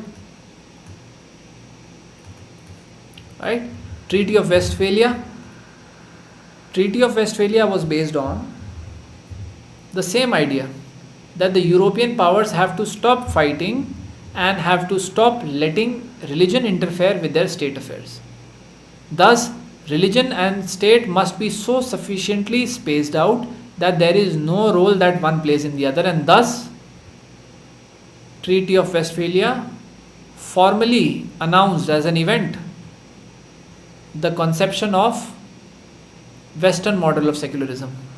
This was later adopted in multiple situations and expounded, but this singular event forms the basis of the emergence of the British, of the Western model of secularism. Right. So in terms of idea, we have discussed. In terms of history, we have discussed. In terms of demography also you can discuss. In terms of demography also we can discuss that India is a multi-religious country, right, with many religions, and the Western countries, they have majorly one religion and other minorities, right? Thus, because in India we have many religions, not all of them could typically be considered minorities in the same manner as they are considered in the Western world, right? Thus, the state is going to have to take care or do a lot of things to ensure that the state remains, that India remains multi-religious. And here in the Western concept, in the Western model, all the state has to do is to separate religion from itself. There is no fostering that the Western states have to do. There is no enabling that the Western states have to do, which the Indian state has to do, right? So it's also because of the demography. Right. Alright. This was a discussion on this first example of how you could break down the particular question on basis of the elements that are mentioned here. If it is mentioned concept, if there is a difference that you need to talk about, right, you can approach in the manner that I demonstrated to you and end up creating an answer from the question itself. Now example number 2. E-governance is not only about utilization of the power of new technology, but also much about critical importance of the use value of information. Explain.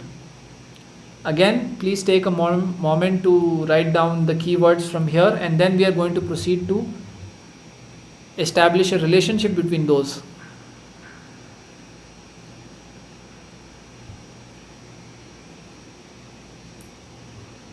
E-governance is not only about utilization of power of new technology, but also much about critical importance of the use value of information. Explain.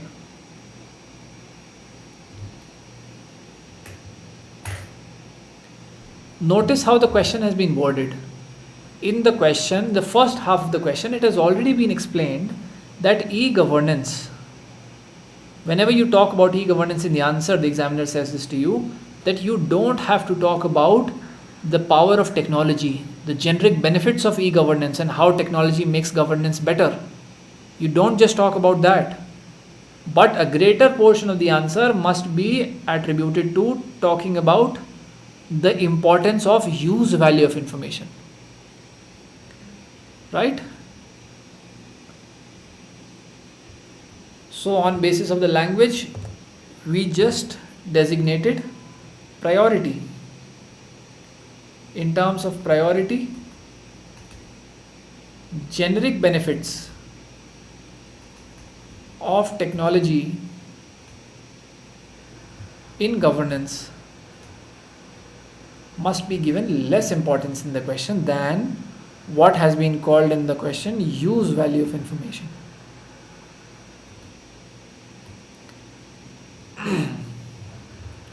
As basic as it gets, you have to shift your focus towards the information that is garnered. How is this information going to be collected? Through governance. When the government governs, it would have naturally collected a lot of information with itself. If this information is in a ready to share format, right, then this information can be put to a lot of uses. Thus the use value of information increases. That's what the basis of the question is. Do you understand how, if we break down the question into multiple parts, give primacy to one, establish interrelationships between them, we are able to create the basis for introduction of a lot of points, right? I can give you certain points here, but before that, understand that any exercise undertaken in governance is going to generate information. If you collect all this information in a ready to share format, then such information can be used in a lot of places. The question says that this is the true benefit of e-governance, and not just this. That's what the question essentially says. Okay? Now moving forward, let us try to demonstrate how you could pick up certain keywords and then speak about or elaborate them to create a formal answer.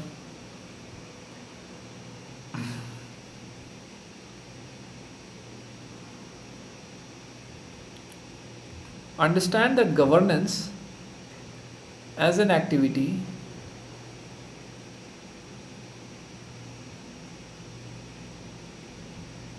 can lead to information in multiple ways. One of which is section 4.2 of RTI Act, which says that doesn't matter if the particular public authority has been asked information, even if there is nobody who has sought any information from them, they must at regular intervals disclose information about their functioning. So you understand that these public authorities, complying with section 4.2 of the RTI Act, in which they are mandated to automatically disclose information about their functioning at regular intervals, right? They would end up generating a pool of information. Similarly, another method through which information could be generated through an exercise in governance is when the government has, let's say, something like an active policy, National Data Sharing and Accessibility Policy of 2012, in which the government says that we are going to actively collect all the information that all our functionaries collect during their administrative decision making, and we are going to put it in, let's say, one portal like data.gov.in, right? And what it would do is it would add to the information set that is created thereby. And slowly and gradually, because governance is not a small activity to be undertaken by a small individual or a group of companies, maybe it is extensively conducted. Now what happens is that slowly and gradually information set that you collect becomes big data. Read a little bit on big data, but what essentially big data means is that you have a lot of data collected together, so much so that the uses that you can put this data to, they transform, they change significantly, right? In the same manner as when you download multiple applications on your phone, they track your movement, they track your searches, and then they typically sell out your information to other commerce companies. And that is what has been the issue in a lot of current affairs, but then that would open a plethora of other issues that I would not want to discuss at this moment. But understand that big data is such a thing that can expose and introduce a lot of uses just because of its sheer size. What could be such uses? Let's say if the government to consumer, I'm saying consumer would mean here typically a citizen, right, who's a service taker. So if the government knows a lot about the customer or the consumer, do you think they will be able to better alter their policies? Because they have such a lot of data. They have big data about a lot of consumers. Thus the policies that they introduce, they would be better targeted and alterations would also happen quicker. Similarly, government to businesses. If the accessibility to such big data is also provided to businesses, do you think their commercial viability would increase? Yes. And thus the problem that we typically call as the twin balance sheet problem, right, in which at the second level banks get affected, but at the first level companies get affected. So if the viability of businesses becomes better, then companies would be in better health, right? Thus the NPA crisis would also be addressed properly.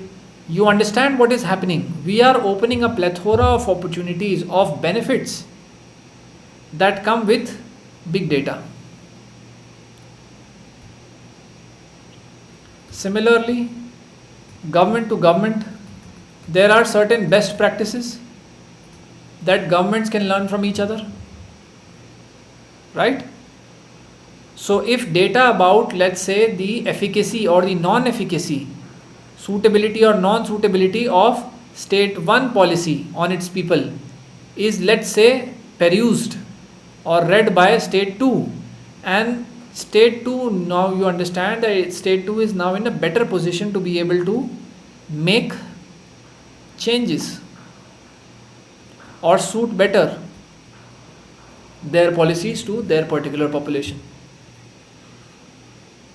right? You understand now how point generation could be done by breaking down the question into its parts and then keeping on extrapolating.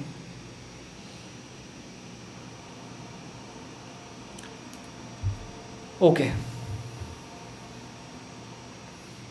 Coming to question number 3. the example number 3, which is related with interlinking of rivers, right?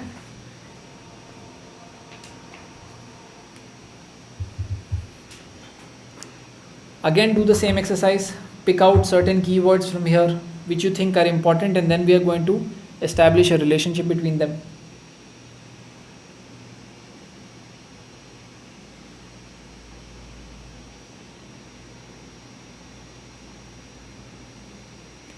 Interlinking of rivers.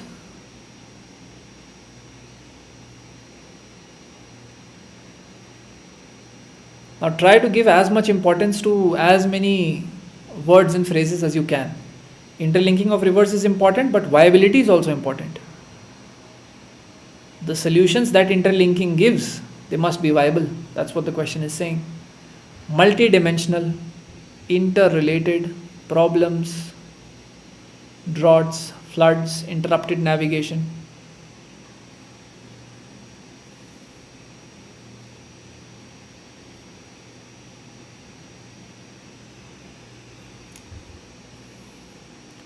And what is meant by these words? Critically examine, discuss, elaborate, enumerate, explain, examine.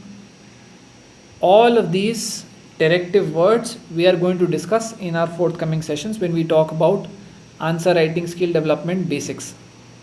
Right? So don't worry about them at this moment. Just try to make sense of the question on its own, on basis of the parts that we are able to break it down into. Alright. Let me offer you a demonstration of this particular breakdown.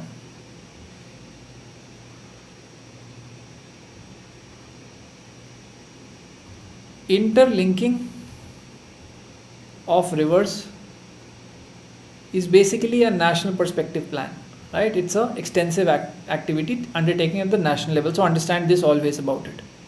It is not state specific or region specific. Okay? There may be certain areas allocated and marked on basis of the geographical advantages, but nevertheless it is still a national perspective plan. Alright, the question talks about the benefits that interlinking of rivers can have on drought situations, flood situations, and irrigation. Irrigation could typically be covered in the previous two.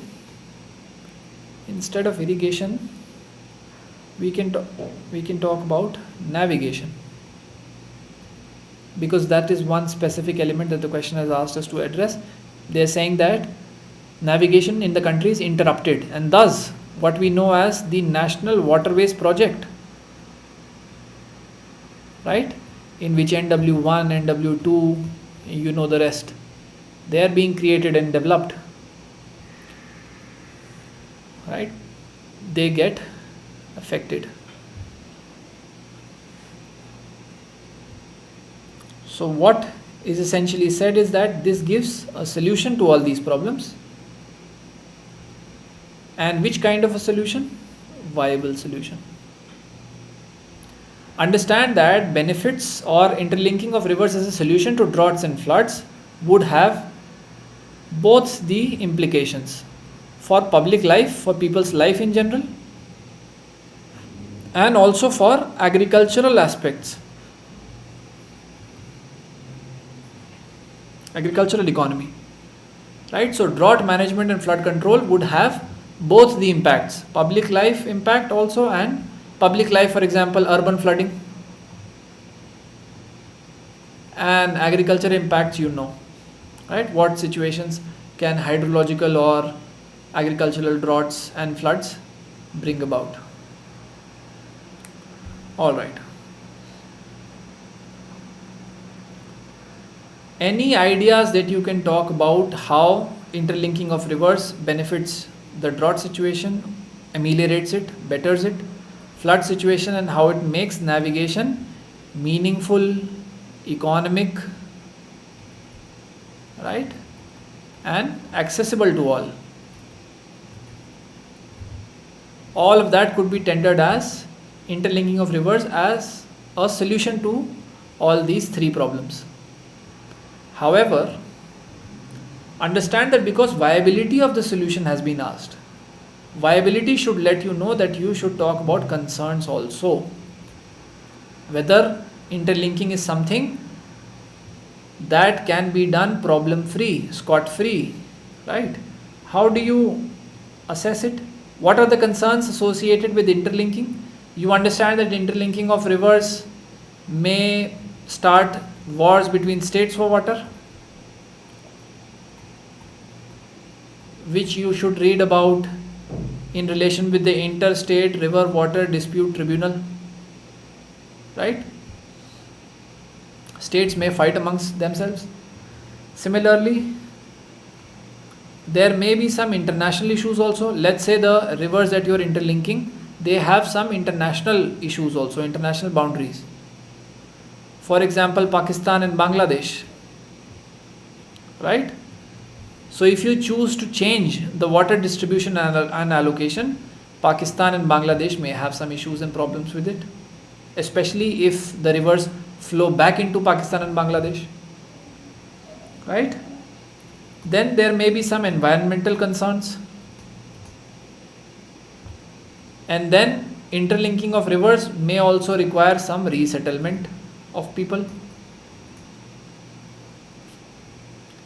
And one more aspect of viability could be spoken in terms of micro or local level management.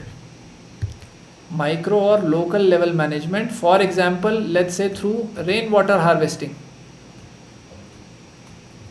They are much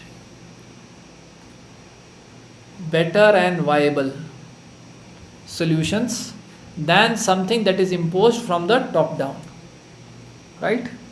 Do you understand this much? All right.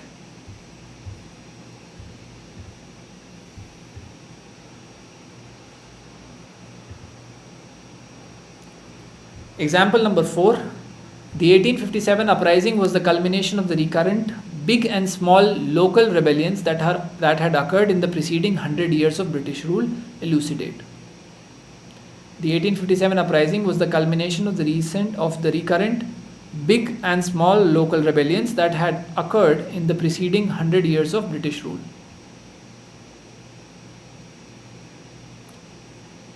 Again, the same exercise, keywords and relationships between them. Understand that the question has not asked to talk about the reasons for the revolt of 1857, the impact of it, who participated, all of that is not asked here. The question, the examiner has asked that 1857 uprising looks like a culmination, an aggregation, a result of the big and small local rebellions that had occurred in the preceding 100 years of British rule, right? Thus, how you must typically approach it as is that there is a timeline that has been given to you, which is 100 years, right? And uprising has been given much greater importance than smaller revolts. Big or small, doesn't matter, but revolts have been distinguished in the question from uprisings. Uprising is more general, right? More in the nature of a rebellion or a revolt. More in the nature of a rebellion.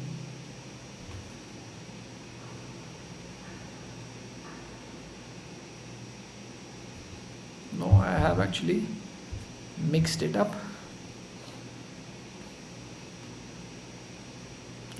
Big or small rebellions, because rebellions are different from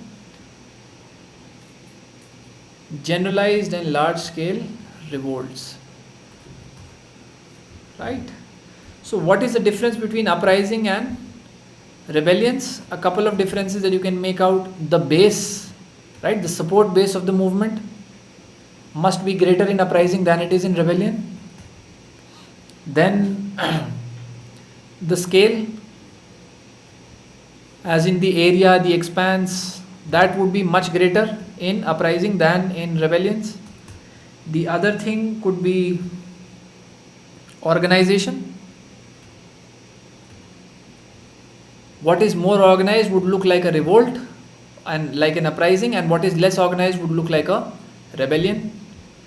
And the most important aspect here of differentiation is ideology. Right? Ideology must be understood as principle plus practice to implement that principle.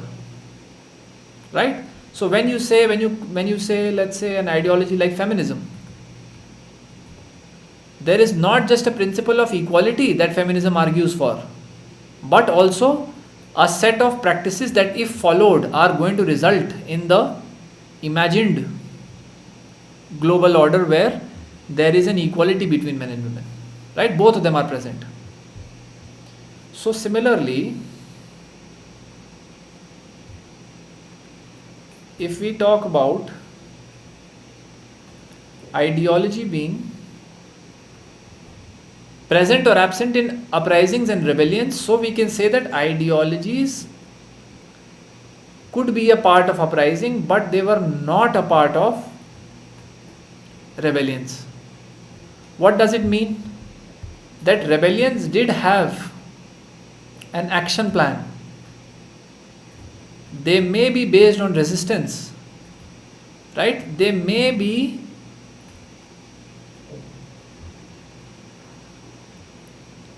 fighting to remedy their oppression, but does all of this base itself on a principled ideology, such as a nation should be free, rich and poor must have same opportunity? Okay, you may not be able to look at this. Rich and poor must have the same opportunity. Right? These are principled positions. These are principled ideologies. But all of this was absent in rebellions. Right? Thus, on basis of the support base, on basis of scale, on basis of organization and ideology, we can say that both of these are distinguished, and a general introduction of all the rebellions in the preceding 100 years could be said to have created a multiple support base, multiple scales, multiple levels of organization, and finally an ideology in which British oppression and exploitation, British expression and exploitation, it was recognized. Do you understand? That all these rebellions would have different bases, but they would culminate in terms of lending the particular uprising of 1857 multiple support bases, then multiple scales also, multiple organizations also, and then finally a shared ideology, a common ideology that British oppression and exploitation must stop. And that is how you can justify what was asked in the question: how do we move from multiple smaller or big rebellions to something that can be considered an uprising or a revolt? Right? Okay. Example number 5.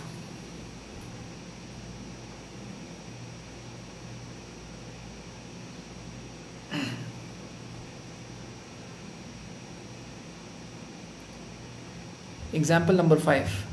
Long sustained image of India as a leader of the oppressed and marginalized nations has disappeared on account of its newfound role in the emerging global order.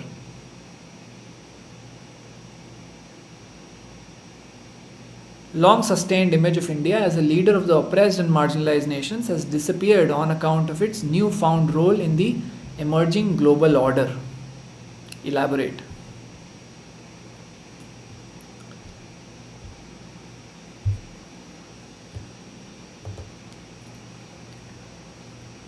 Now look at this.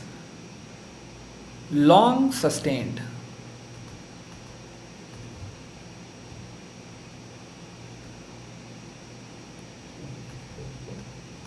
role that India has played for the benefit and advancement of developing countries, we can call them. Right? So notice the language of the question, the parts of the question. The question says that long sustained role of India as a leader of deprived and marginalized countries has disappeared.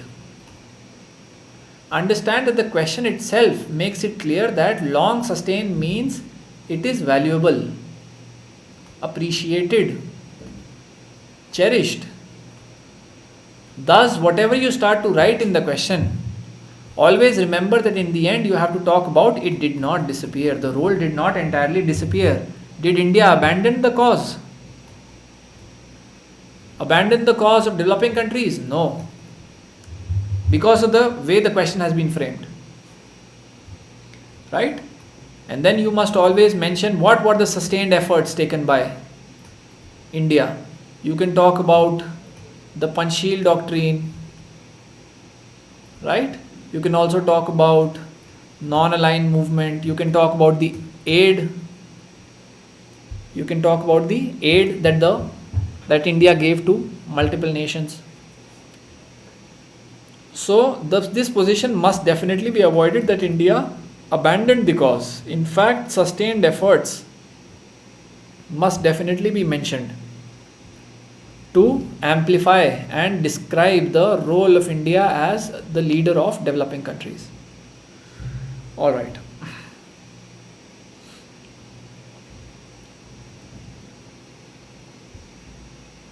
And how do you display this?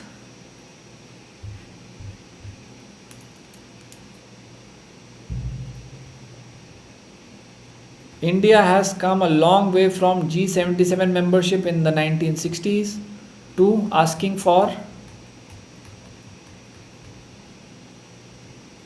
a permanent seat at Security Council P5 in the 2010s and 2020s, right? Yes or no? For this particular year also India has been given a seat as a non-permanent member.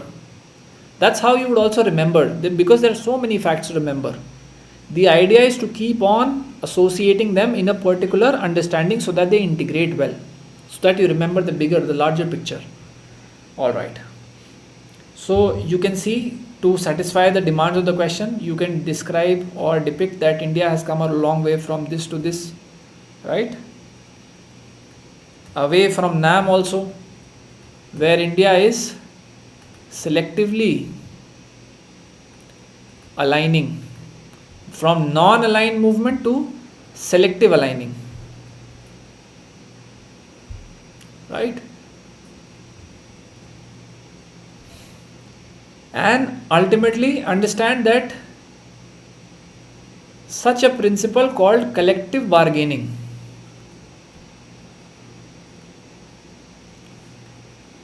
right? For example, the one that is used by trade unions, because workers would not have a lot of bargaining power alone, so they come together.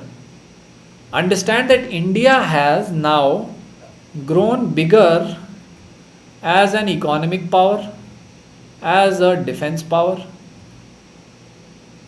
Thus, the need for collective bargaining has reduced.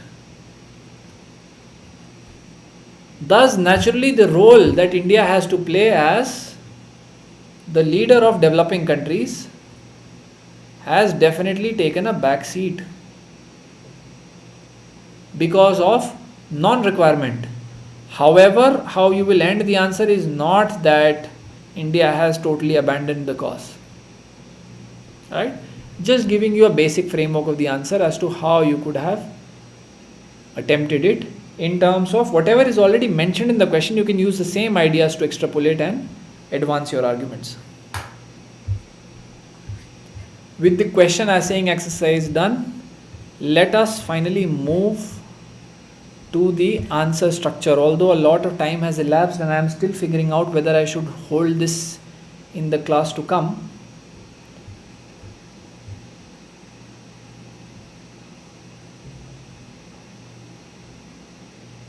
Alright, let us proceed anyway. Let us proceed with the basic answer structure. So I am going to talk about the rough structure or the draft of a particular answer, right? And I am going to talk about some basic issues associated with formatting. What is the standard format of a particular answer, right? Remember, this is the standard. We are going to talk about in greater detail in the classes to come how to specifically address specific questions, but this is a generalized standard format. This exercise we've already done. Keywords identification, relationships between those keywords, ordering the points that we have generated, and then presenting them in a particular manner, right? These two parts I'll throw greater light on, but the first two we have done. Keyword identification, and then using a relationship between those keywords, we have tried to generate content. Ordering would typically mean when you are extending content, how far you are supposed to go, what you are supposed to put as a point first, what later, and what to exclude entirely from the answer. That is going to be an exercise in ordering. And then presentation is what talks about the role of directive words. For example, when you are supposed to discuss, when you are supposed to critically examine, then your approach changes. So this particular portion of the session is just related with an introduction of the answer structure. Answer structure in greater detail is going to be covered in the answer writing skill development session basic, and then further improved in the advanced session. But this is where I just introduce what a rough structure is. Although I have demonstrated it sufficiently through the previous examples, but here we are going to do it with an understanding, with the consciousness that this is exactly what we are doing. So beginning with the keywords and the relationships between them, the first thing that you need to do is you must make an attempt to define the question at hand in a lucid manner. Whatever the question is, however long the question is, in your head, try to define it in your own words in as simple an expression as possible. Then later proceed with identification of keywords mentioned in the question, because they are the ones that are going to give you the source for the content. Once you have established the relationship between those keywords, that is going to give you the context. Remember, in the question relating to e-governance and use value, how basis the context of the question, which was mentioned through the language, how we shifted focus from benefits of technology in governance to use value of information. That was the context of the question. So if we have established a relationship between the keywords in the context of the question, we are able to better suit the context, right? Then on basis of whether you are already prepared or whether you have to do some brainstorming, this is going to be covered in the classes to come. You can have some standard frameworks as to how you begin writing a particular answer, right? If you do not have a ready framework in your mind because you're lacking on content, you can do some brainstorming on the lines that are just demonstrated to you in the previous answers. Ordering, as I said, is based on importance and primacy, and directive words will set the tone, whether you are going to talk about the particular answer negatively, whether it's a positive tone that you will describe, right, or you will use. All of that is going to come in the end when you use the directive words. If you have been asked to critically examine, then there is a certain tone that you will use. If you have been asked to discuss, then there's a certain tone that you will use. If you have asked to explain, there's a certain tone that you will use which will not involve questioning. Whatever is given, that will be treated as on face value, and no questioning is going to be done. Right. Let us come to the first practice question now. in which you are going to use whatever I just demonstrated to you or told you, that keyword identification, then relationship formation, and then ordering of points that you have been able to generate, and then presentation we can leave for later. But at least up until the point where you have certain pointers that you have created from the keywords and their relationships, and then you can order them on basis of the context of the question, which one to come first, which one to come later, right? So this is the first practice question, which is, do you think that the Constitution of India does not accept principle of strict separation of powers, rather it is based on the principle of checks and balance? Explain. Do you think that the Constitution of India does not accept principle of strict separation of powers, rather it is based on the principle of checks and balances? Explain.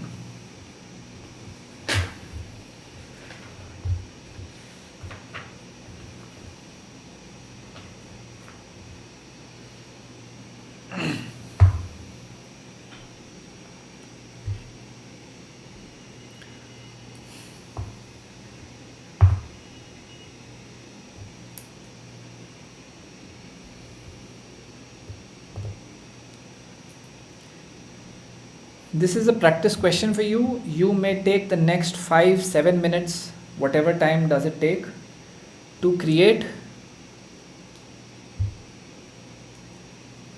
the same things that I spoke of. Identify the keywords, then move to the relationships between them,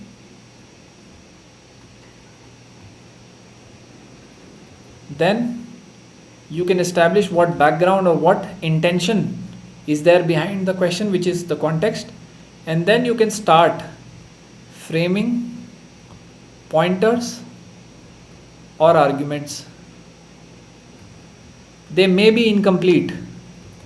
They don't need to be full sentences. They may be phrases also. It doesn't matter. But begin with the keywords, draw an interrelationship between them, develop the context of the question, and start writing some pointers or arguments that come to your mind in the particular question as is mentioned here.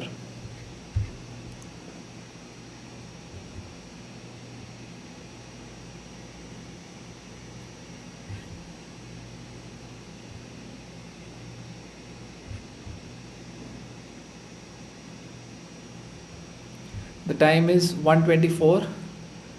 I am going to give you time till 1:32 maybe.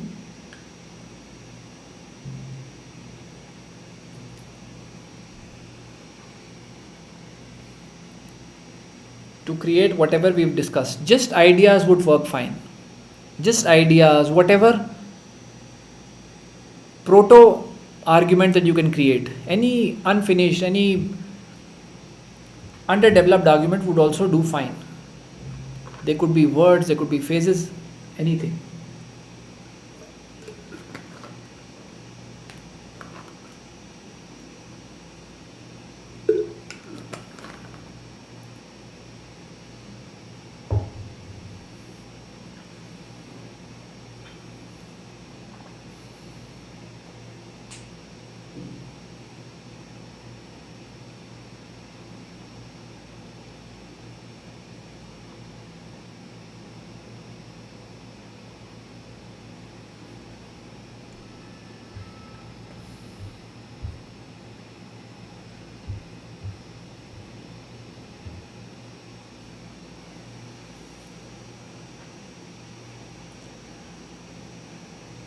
And once you have finished that, I will offer you one example of how a standard structure for this could have been drawn.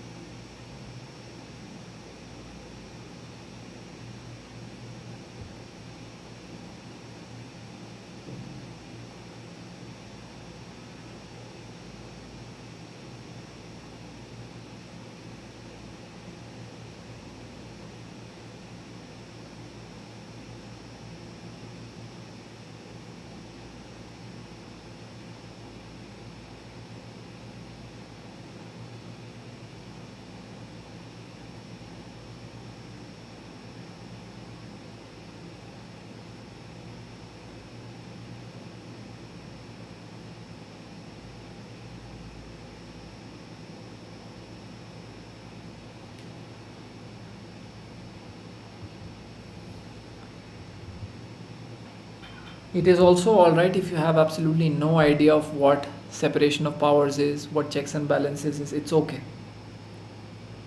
You can just wait till 132, and then I'll also give you some brief explanation about what these particular concepts mean. Right now you can use just simple plain English if you can do it. If you cannot, it's alright. Does not matter. We'll build on that together.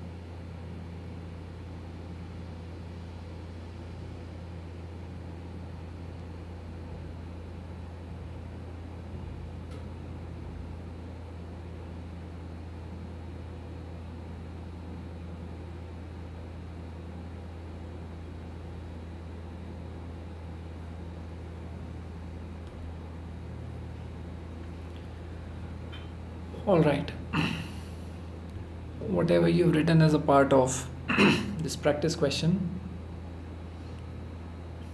should definitely be fine. And now let's attempt to create a structure for ourselves. Right now, let me offer my perspective.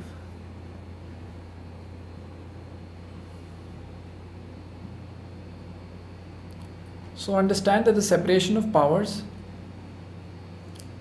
is associated with compartmentalization of legislature, executive and judiciary into their areas of powers and responsibilities. Strict separation of power and no separation of power. Right? Both these situations have to be actively avoided, and the madhya marg on the middle marg or middle path must be followed, which is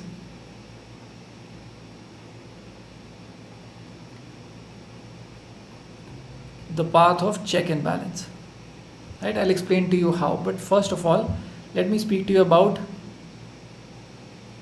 separation of powers, as to how you should have approached it.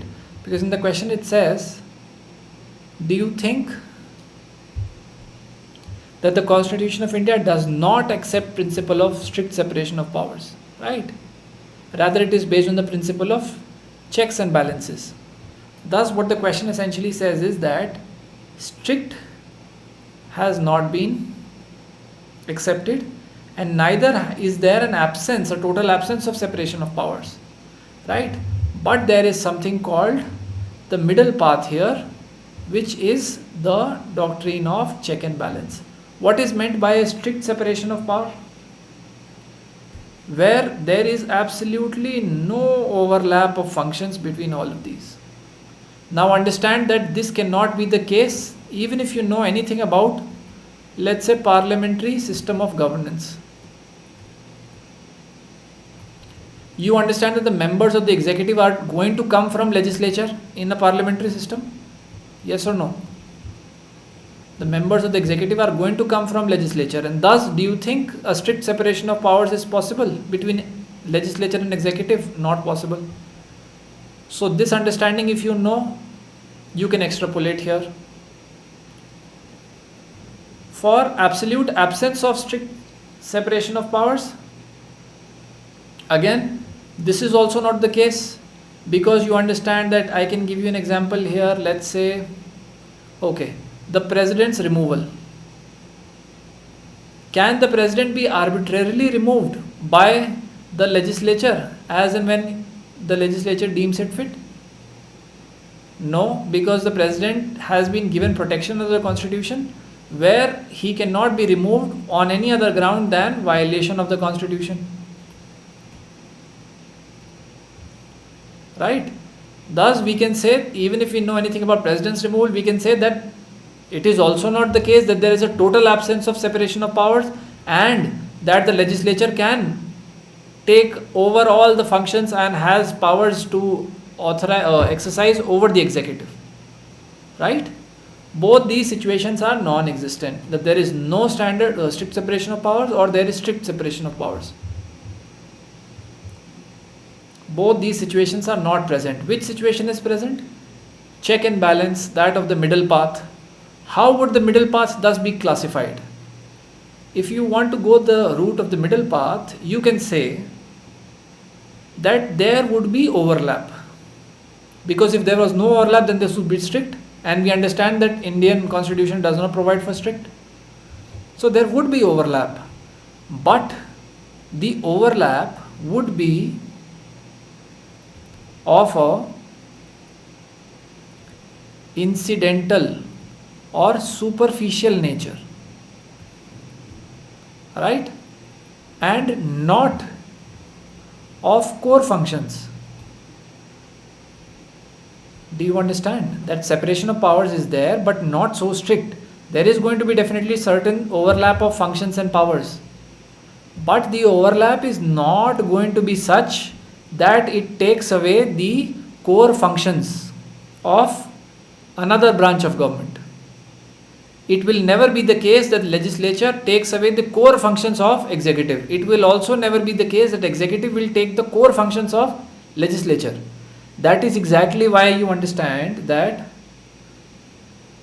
there is something called the ordinance, for those of you who know it. That's exactly why repromulgation, meaning reintroduction of ordinance after ordinance to keep a particular law alive, this is not allowed in the constitution. Exact same reason. Because then this would become an overlap of core function.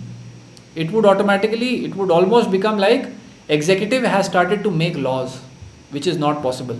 So overlap under the middle path is allowed, under the doctrine of check and balance is allowed, but not of such a quality that it takes away the core functions of another. What could be one example of this? An example of an incidental overlap of functions is what we can call judicial activism. On countless occasions, judiciary has pulled up, reprimanded, scolded executive for dereliction of duty, for not doing the duty properly. This is allowed under the constitution. But there is something called judicial overreach, where the judiciary, let's say, starts to make laws,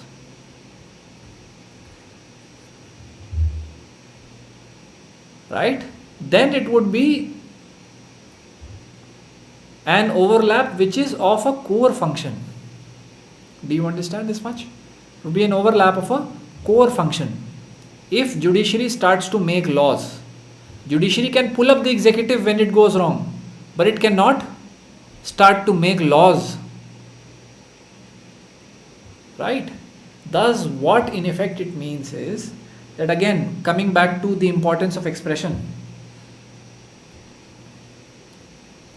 overlap is allowed, but then when overlap is of a core function, then it becomes encroachment, right? Overlap becomes encroachment. An example of this could be, let's say, because this is also the Pride Parade month, right? Let's talk about section 377 of IPC, which was, among other things, what it did was it criminalized homosexuality. Now in the case of Navtej Singh Johar versus Union of India, section 377 has been partially decriminalized by judiciary. Right? What is meant by partial decriminalization? The Supreme Court has upheld sexual privacy, right, for individual right.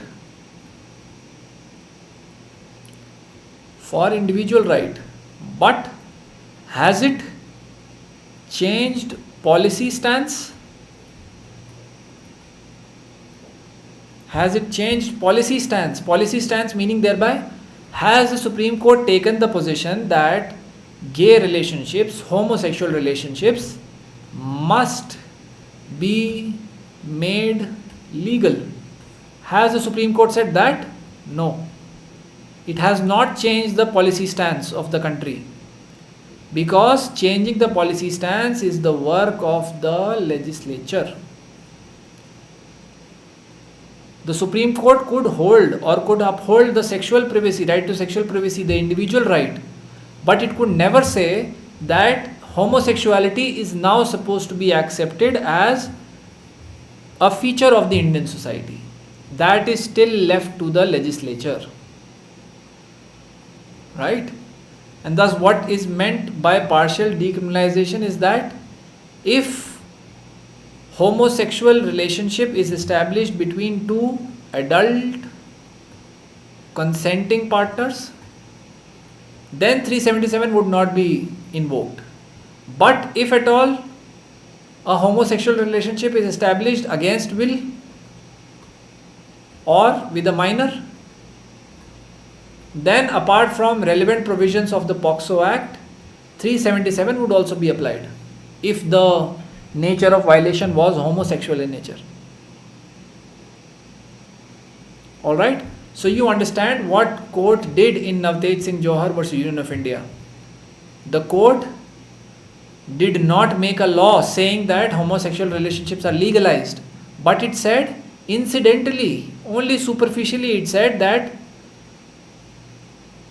consenting adult homosexual relationships cannot be criminalized. So the overlap of functions here comes within the realm of judicial activism. On the other hand, if the Supreme Court had said that from now on homosexual relationships are legalized, right, and this is the policy stance, then this would be an overlap which would qualify as an encroachment. And this exactly what is the structure of the answer. This is good enough structure. Whatever you put in inside, let's say even if you do not put in the case of Navtej Singh Johar, it's okay. What was the purpose of this exercise was that you are able to bring about certain relationships between keywords that you identify and order the points. Whatever arguments you could come up with, which would come first, which would come later, how much would you write about it, how much would you not, all of that was the purpose of this particular practice question.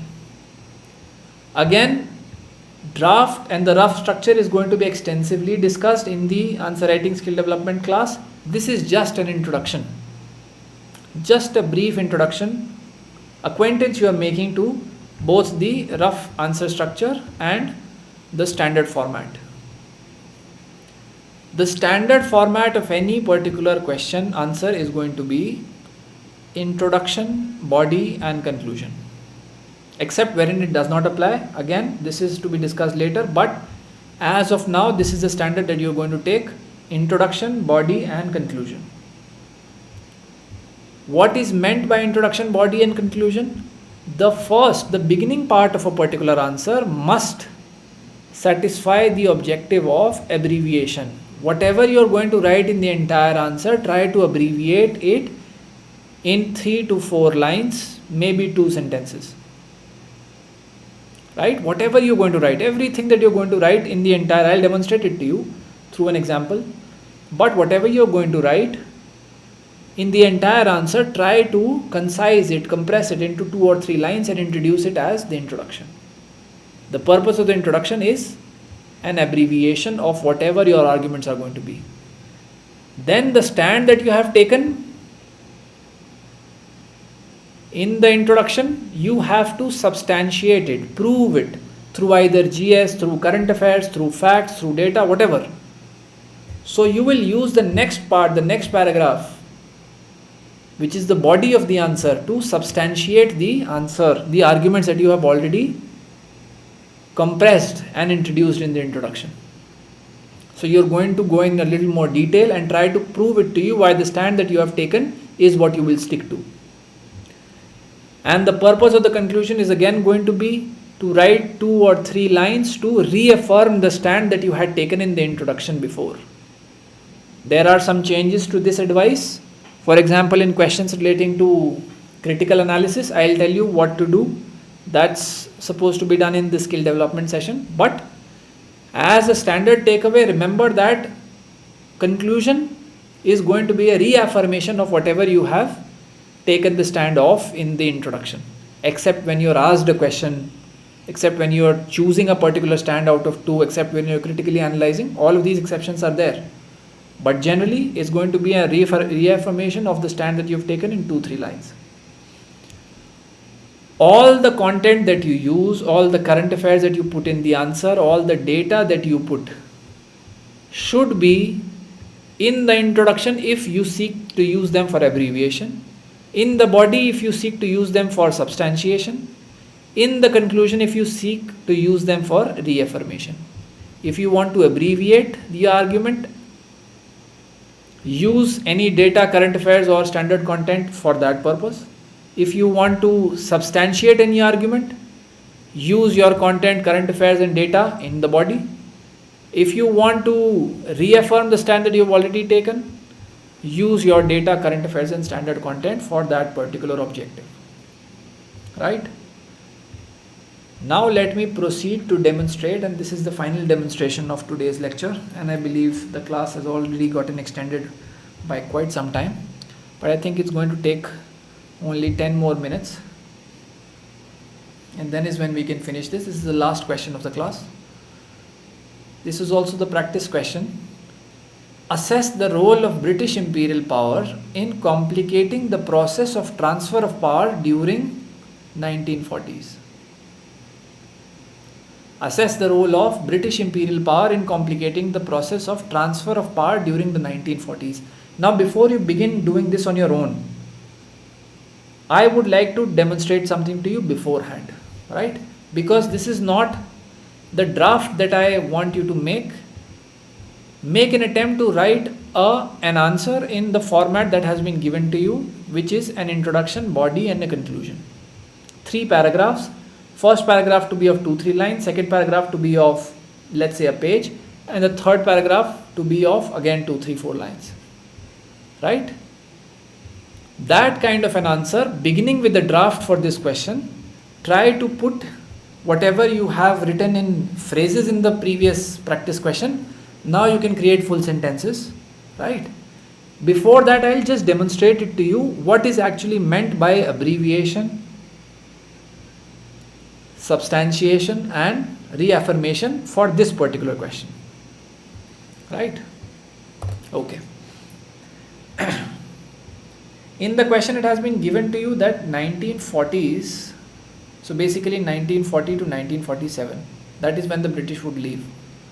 That is your first keyword. Then the British imperial power.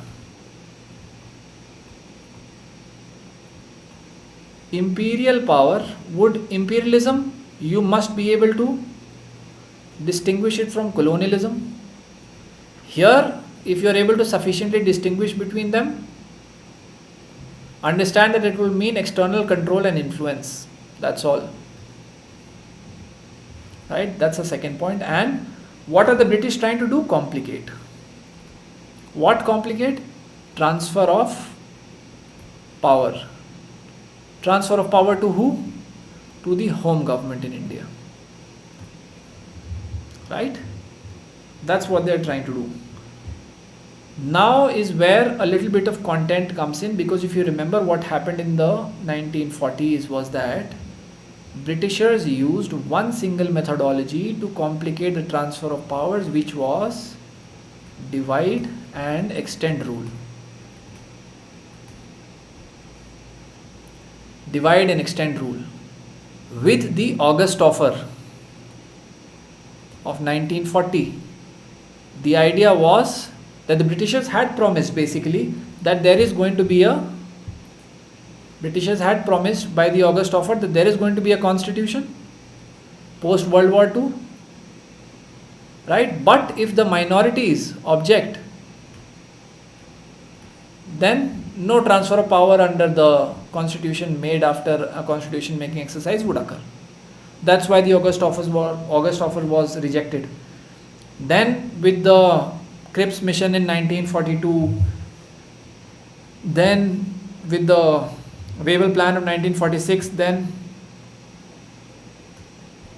with the cabinet mission plan of 1940, with the Wavell plan of 1945 and the cabinet mission plan of 1946, what keeps on happening is that Britishers keep on playing this communal card, right? Communal card in which the role of Muslim League and specifically Muhammad Ali Jinnah is portrayed to be that of a veto power. That if they do not want something to happen, including framing of a constitution, it will not happen. This was the idea projected even at the end of the Simla conference, which is related to the Wavell plan, right? That is what keeps on happening. So essentially, the transfer of powers from Britishers to the home government is delayed through division on communal lines, right? Any plan for the transfer of powers, if it is not acceptable to the Muslim League, to Muhammad Ali Jinnah, it is not going to be executed, right? What happens is that this particular plan backfires, and then in 1946 there is a smart game that is played by Muhammad Ali Jinnah, in which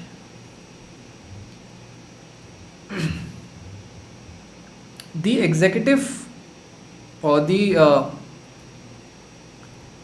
provincial governments which were clubbed together,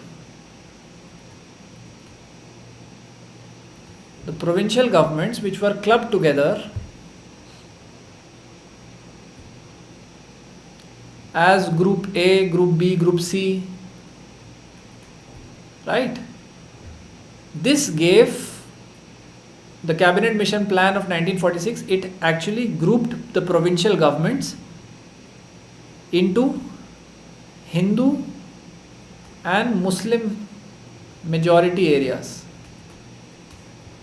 right?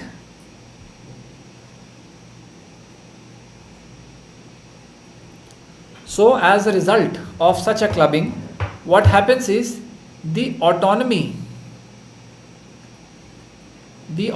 that is given to, let's say, a group of Muslim majority provinces is regarded as the basis of formation of Pakistan, because all through this particular course, beginning 1940 to 1945, the British government played the communal card but still said that Pakistan is not possible. There is going to be no creation of Pakistan. But in 1946, because of this particular clubbing of provincial governments, what emerged was Proto-Pakistan, or Pakistan in the infancy state, right? Not yet fully developed. Once Muhammad Ali Jinnah and the Muslim League, it came into power in the particular Muslim majority group provinces, after enjoying the autonomy for some time, what ultimately happened was there was a direct action day called for, right, which called for creation of Pakistan, and then ultimately you would understand that there was the Attlee Declaration, and then the Mountbatten Plan. So what happens is that from divide and rule, you have divide and delay. This is the course of movement, divide and delay, and finally you have divide and exit with the Attlee Declaration and the Mountbatten Plan. Alright, so why I engaged in such a long discussion with you was that you have to now actively make an attempt to concise all of this understanding, abbreviate it, put it in as small as sentences as possible, and then write not more than 2 or 3 sentences as part of your introduction for this particular question. For the body of the same question, of this question, you are going to use whatever were the specific components or derivations or events or whatever happened basically during the August offer of 1940 or the Cripps mission of 1942-46, right? All of that you are going to use to portray a particular argument inside the body, and then in the conclusion you are going to have to wrap up all of this discussion, right? So because this particular question has asked you how the British have complicated the process of transfer of power during the 1940s, you begin with abbreviating, this entire discussion. Then use specific components of this discussion to substantiate, to validate, to prove your argument that this is actually what happened, this is how it got delayed, right?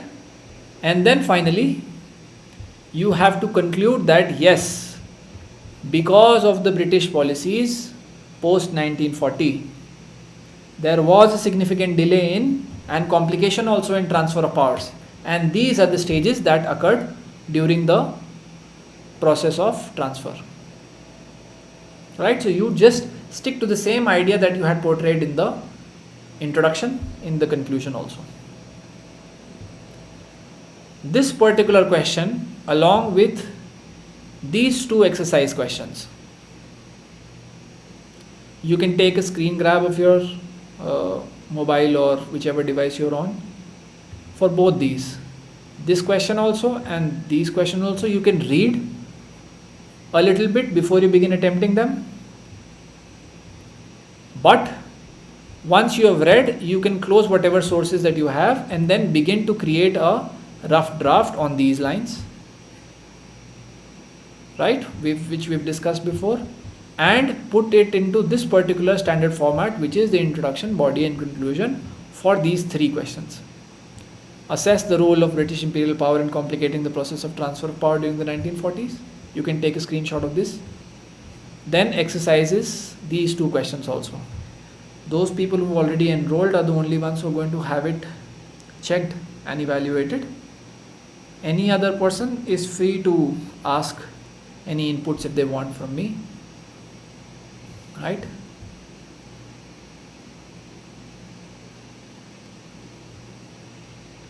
Alright, I hope you have taken a screenshot or have written them down, these three questions. With confirmation from you that you have actually indeed taken all of these questions down or taken a screen grab of them, I would like to conclude today's session.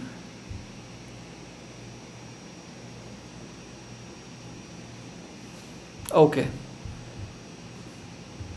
Alright, Bonti Dada, I will try to make the session interesting from the next time. Right, with confirmation from all of you, I would like to end this particular stream. If at all you have any doubts that you want me to resolve, I would be happy to assist you. Alright everybody, thank you for joining in. I'm going to end this stream. In case there is something that you would want me to address right now, please feel free to write in the chat box.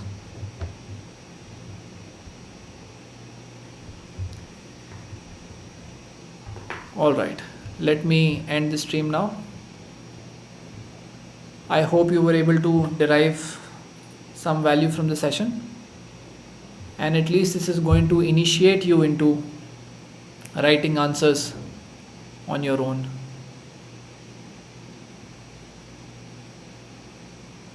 Alright.